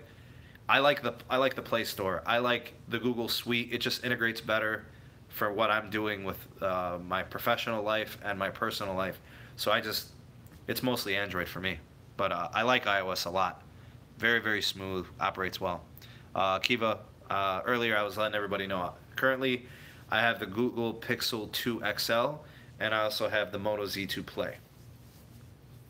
The Google Pixel 2 XL I love because great battery life, performance is good, awesome camera. I mean, top-notch camera. The Moto Z2 Play, it's the battery life. I love it. It's fantastic. Not the Moto Razr, the Moto Z2 Play. I remember the Moto Razr. I used to have that phone. I had tons of Razrs. They were great. Yeah, for sure, Edward. I can tell you right now, like 4th of July, I couldn't get anything done, man. I was over at Lakewood Park. It's like 5-10 minutes outside of Cleveland. Couldn't get anything going. I would have loved to have shown you that speed test. I couldn't get a thing. No coverage. And I was right next to the tower. Just too much capacity, too many people on there.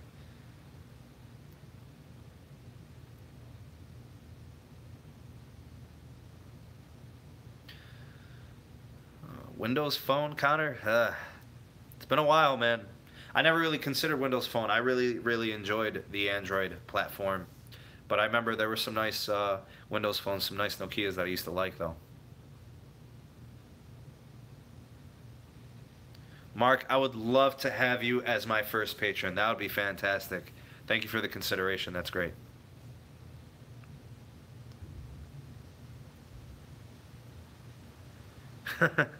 AMD says, I miss the days of the data buckets. So everybody get off their phones. Okay.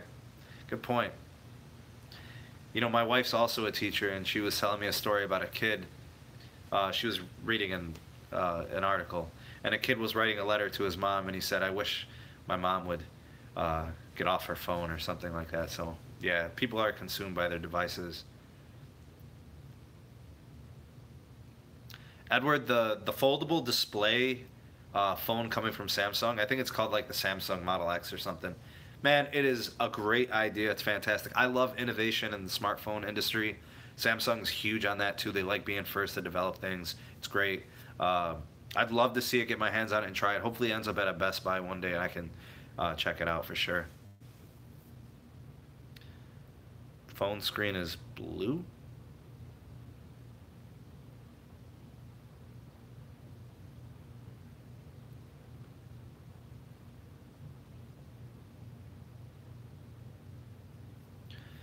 All right, so we are at 1 hour 39 minutes, man. We're chugging along. I'm still hanging in there. I'm still good. I'll keep going with you guys. I'll go up to the 2 hour mark if you want. So go ahead and get your questions in. You guys can ask me anything. You know, don't be bashful. It could be tech related, network related, smartphone related, whatever. It doesn't matter. This is cool. I'm digging it.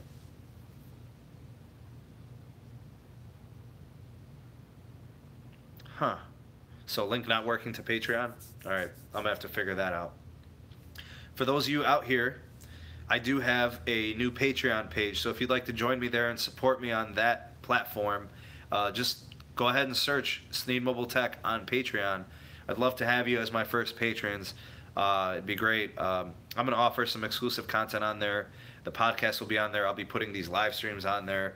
It's gonna have pretty much the stuff that's here on the YouTube channel, but it's also going to have additional unique created exclusive content that doesn't make it on here. So there's definitely a reason and a perk to have the Patreon on there, and you know, definitely consider that if you're into the YouTube channel. It'll be even better.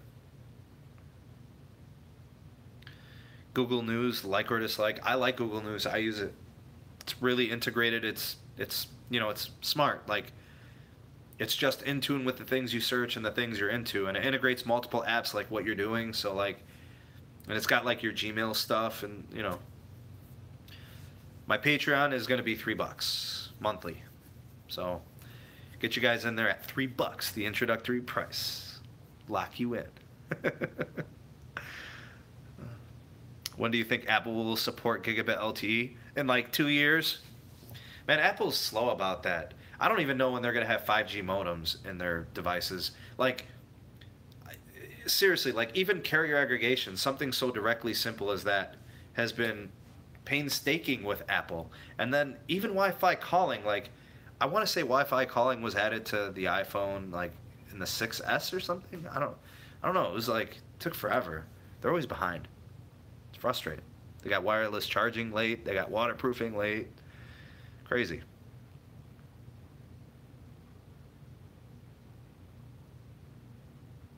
I didn't hear anything about the Vivo phone. Did people get coverage in your school? Everybody except Sprint. uh, does Google Plus still exist? It's like an afterthought. Nobody even thinks about it, really. T-Mobile 5G. What's up, Steven? Welcome to the live chat. I mean, they're going to start to get some 5G network stuff going in certain markets for sure. They did say by the end of 2018. I don't know if that's 2 markets, 5 markets, 10 markets, 20 markets, 30 markets. I don't know, but they're going to get things going this year. 2019 we'll see more. 2020 we'll see more. By 2022, 2023, you're going to have tons of 5G network support all over the U.S. Bigger cities, more congested areas, places that you can use it and need it. So I think T-Mobile's trajectory for 5G is fine. I just I don't want to shoot too high and then we're let down and disappointed. 2025, you'll get by 2025, 5G networks they'll be pretty strong. A lot of cities will be fully supporting that. Akiva asks, what do you stand for? A lot? I don't know, it's kind of a loaded question. What do you mean? What do I stand for?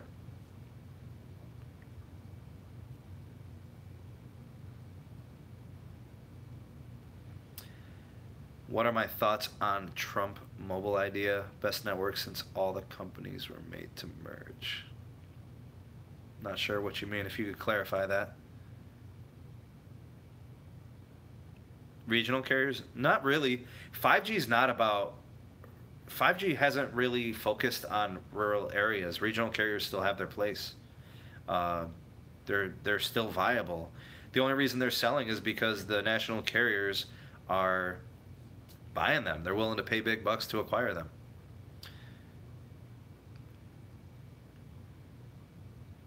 And 5G becoming mainstream? I don't know. Yeah, I just don't see how 5G really implicates rural areas. You know what I mean? So, Andrew, welcome to the live chat. I think iPhone will have gigabit LTE this year as Intel modem models support both CDM and GSM. I also hear Apple is moving away from Intel chips. So I don't know. I know Intel's going to have 5G ready modems. I don't know if they're going to step away from Intel this year, but I heard that rumor, so not really sure. Do not expect this current crop up and coming, so like in the fall, end of summer, don't expect those iPhones to be 5G ready. Don't really expect any 5G ready phones until next year, 2019. Even like broad, huge deployment. Don't expect 5G ready phones until 2019 and 20. It's just, the networks aren't really there, so why even bother making the hardware? But people do keep their devices for more than a year, more than 2 years, so maybe make them ready and have it, by 2019. I know the Galaxy S10 is going to be 5G ready, for sure. S10, S10 Plus, S10 Pro, whatever they're doing. Definitely expect the Galaxy. If you want a 5G ready phone, it's gonna be a phone marketed as 5G, or just get the Galaxy,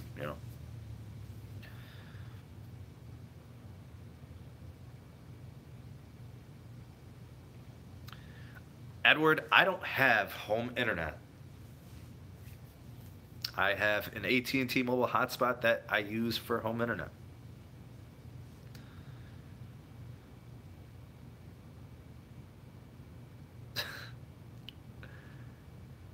Previously, Connor, my home internet was Cox. Cox was my provider. Not good. Not good at all. Billing problems, line problems, hardware problems. I tried their equipment. I tried my own equipment. Unreliable, poor performance, just terrible. The TV was fine. It was the internet stuff, which is really what I want. The TV was for my wife and my family. I couldn't care less about it, so.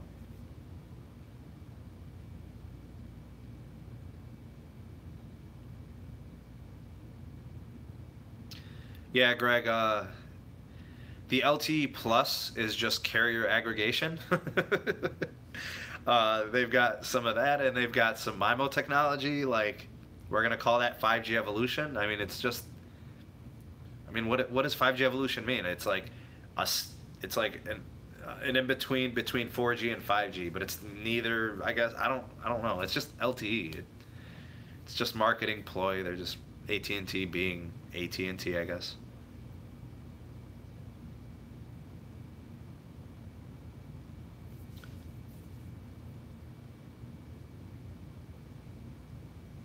Do not have NetBuddy, no.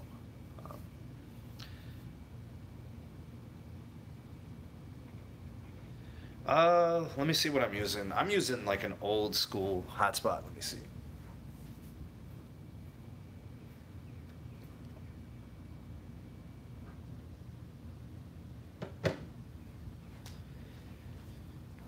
I don't know. It's like an Air Card model or something. I don't Unite Pro. I don't. It's nothing special. The Nighthawk would have been the best way to go, but my home needs are just limited. It's just the home internet is pretty much just to run my TV application. It's just to run DirecTV Now. So I cut the cable and I went with that. So that's really all I need it for. It connects to the Chromecast. It supports the Chromecast and it supports running the TV application. Yeah, it is deceptive, David Brown. You're right. 5G evolution it's a bunch of nonsense. It's not 5G. It's not even close to 5G. It doesn't meet 5G standards. It doesn't, even come closely, remotely near 5G speeds and latency. So, no, you're right. No, man, my provider, it's just Cox here. It's so regional. It's why I hate ISPs, man. Hate it. Uh, I could have AT&T, but I would be getting like slow as molasses DSL speed. I think like 2 or 3 megabits per second would be my download. 1 for the upload. So not an option, bro. Worst provider available from Dank Hank. What up, Hank? What's up, buddy? Worst provider, like wireless?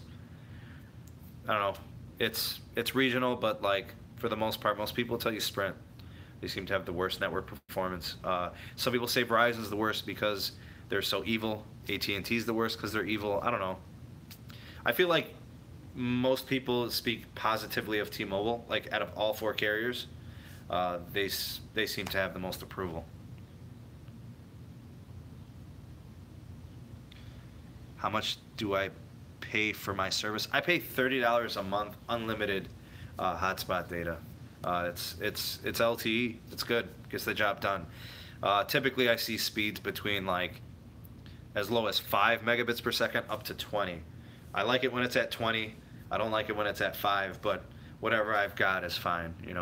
Like I said, it's connecting a Chromecast and the TV application, and between 10 and 20 megabits per second is cool. The rest of our phones, like our cellular phones or smartphones, they're all connected LTE with their own SIM cards. We run Verizon, so we're good with that. Yeah, Dank Hank, Sprint sucks in Cleveland area. I was just talking about that earlier, man. It's the worst. A lot of 3G action. It's terrible.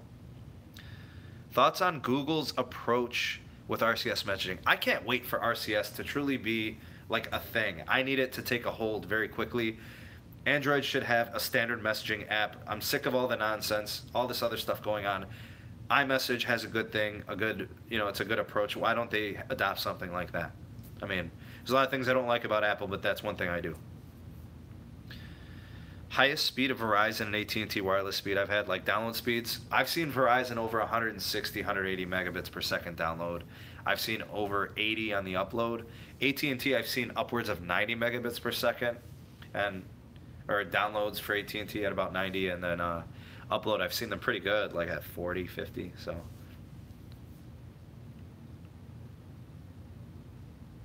Yeah, the tower density's poor. They're so spaced out, and the antennas are just, they're not powerful. They don't extend. They don't have, it's just poor performance.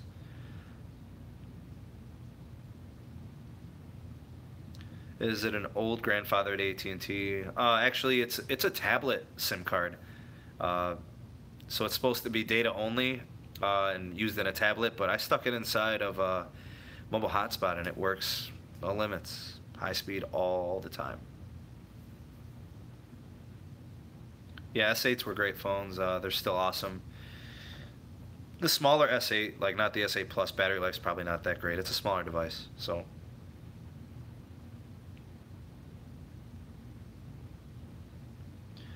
A Kiva, that's legitimate concern there. Lack of innovation, for sure.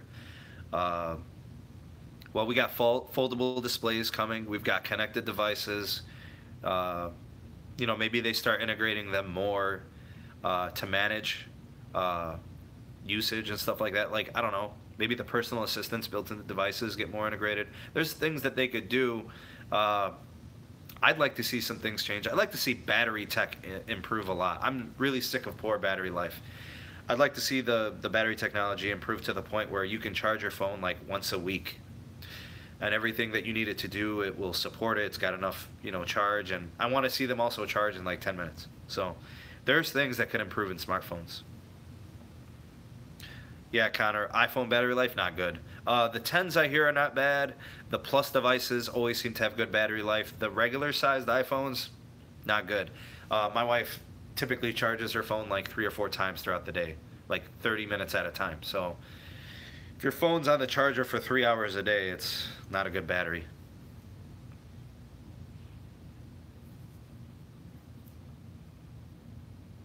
Dank Hank, I would definitely recommend getting on an unlimited plan, buddy. Get out of the data buckets. That's the problem. You don't want to go over. The unlimited plans are definitely useful there. But yeah, the coverage and performance is excellent.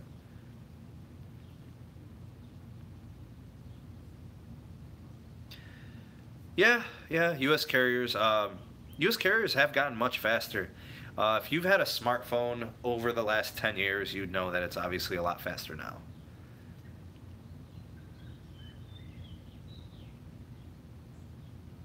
Yeah, Kiva, unfortunately, if you don't use the features or if you don't like them, then your perception and your viewpoint is that that's not innovation. It doesn't mean anything to me, so it's not good, but to some people they use those things and they enjoy them. So,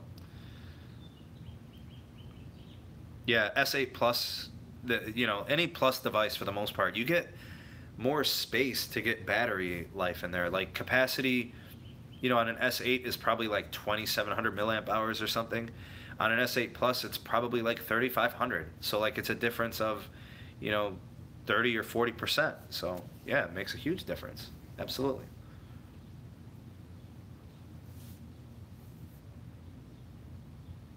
You know what, Akiva? That's a good point. People want innovation and they're willing to spend for it. But like you said, I don't see the need to spend $1,000 for a phone that I feel is not innovative. You're right. It's a legitimate issue in the smartphone space for sure. 9,000 milliamp hours, man. What, like power bank? You want to carry around a power bank as a device?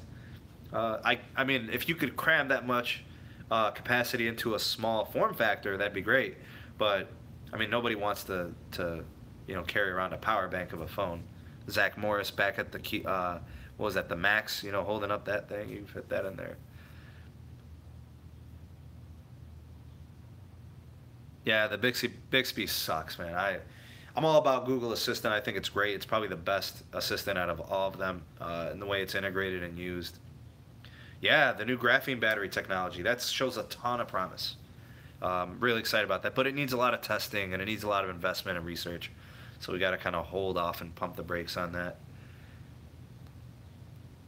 2-year cycles for phones, that's not a good business model. They want to keep making money and innovate very gradually. But yeah, I mean, for consumers, an upgrade every 2 years is perfect because after 2 years, obviously a lot can change innovation-wise, and hardware starts to deteriorate as it is. You got drops, you've got network, you know, performance with the battery goes down, and you know, components get outdated, cameras improve and stuff like that. So yeah, every 2 years would be great. Actually, if there was a company that went to a 2-year upgrade cycle, I would buy one to try it and see. I'd get that one that comes out, and then they say, okay, we're gonna have a new model in 2 years. I'd get that. I'd try the 2-year cycle and see what that offers.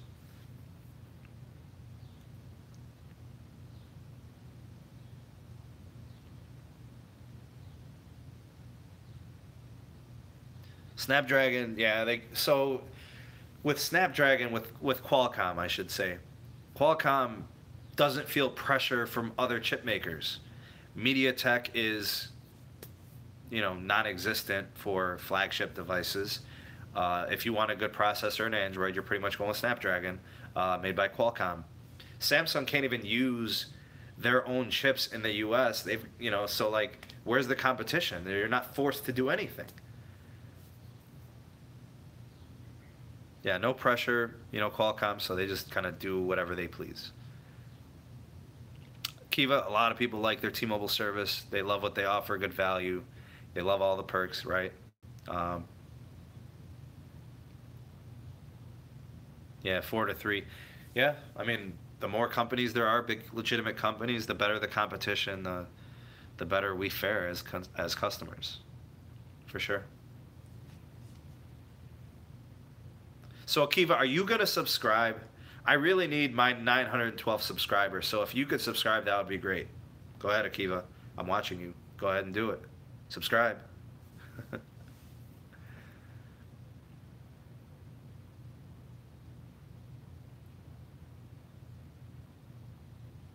Sprint's still a competitor. Come on.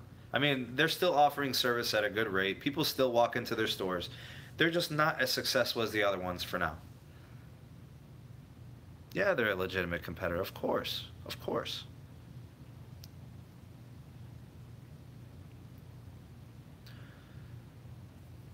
I mean, to say they're not a legit competitor, you're just saying they should just shut it down, right? Come on.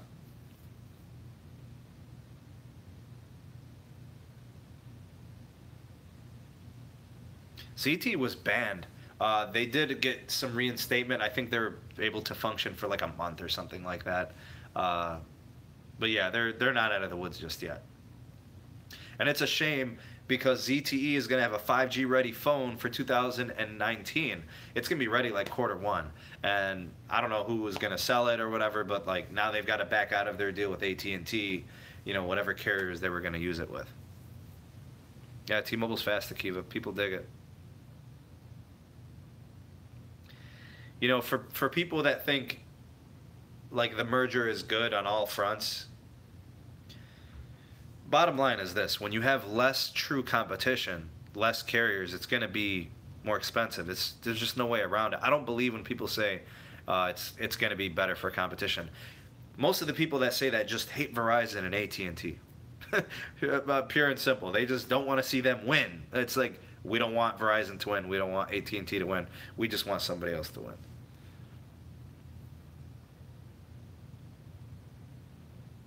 Not sure what the name of the phone was. I didn't get any news on that. Of course, they could improve it in 5 years. Look how much T-Mobile was able to do in the last 5 years. Go back to 2013. See where T-Mobile was in terms of coverage. See where they were in subscriber count. Of course. That's a good call. That's true. Of course they could, AMD. Good call. But to us, the consumer, this is a consumer channel.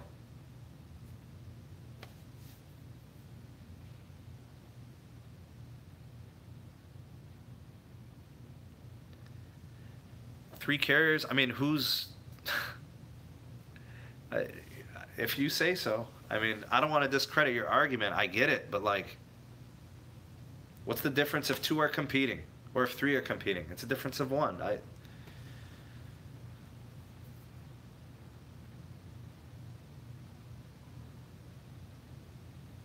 Sprint was not able to improve their network. That was just bad spending, bad business plan. They just didn't approach it right. The Samsung processors are really good. They dropped the ball with this year's Exynos processor that went inside the international models for the S9 and S9 Plus. I guess they're getting really hot. The battery life is poor. Something's going on with the RAM management.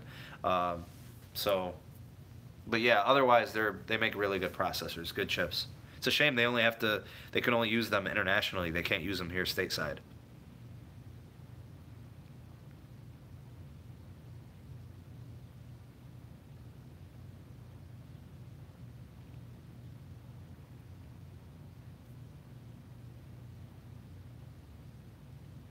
All right, let's see if it's a duopoly. Here's how we're going to do this. How many people in this chat have a carrier other than Verizon or AT&T? Because Verizon and AT&T are this duopoly, right? So how many people in here don't have Verizon or AT&T? See? We're going to start getting people. I have T-Mobile, I have Metro, I have Boost. It's not a duopoly. It simply is not.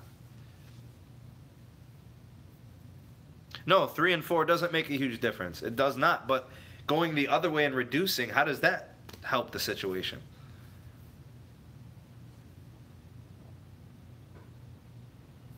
I don't want the argument to be overblown that there's a duopoly and now we'll have a trio that are legitimate. Okay, fine, but it doesn't really help the situation by having, 3 carriers. It's not really increasing competition. It truly isn't.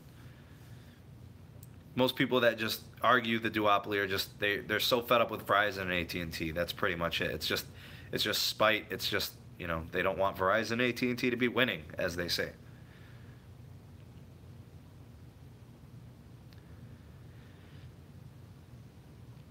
All right, guys, I think that's it, man.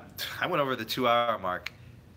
2 hours, 3 minutes. It was an awesome, engaging live stream. Thank you guys for tuning in. I appreciate all the activity in the live chat. You guys had a lot of great things to say. Dank Hank, thank you for tuning in, man. Thank you for watching. The rest of you guys, thank you for watching as well. You're very welcome, David. Thank you for stopping by. I'll do another one next Friday. I've been trying to do them at 2 p.m. Maybe 3 p.m. works better. I was a little late today. I had to fix a coffee maker today, or a coffee machine. So I had to work a little bit. And yeah, we'll see you on the next one. Peace.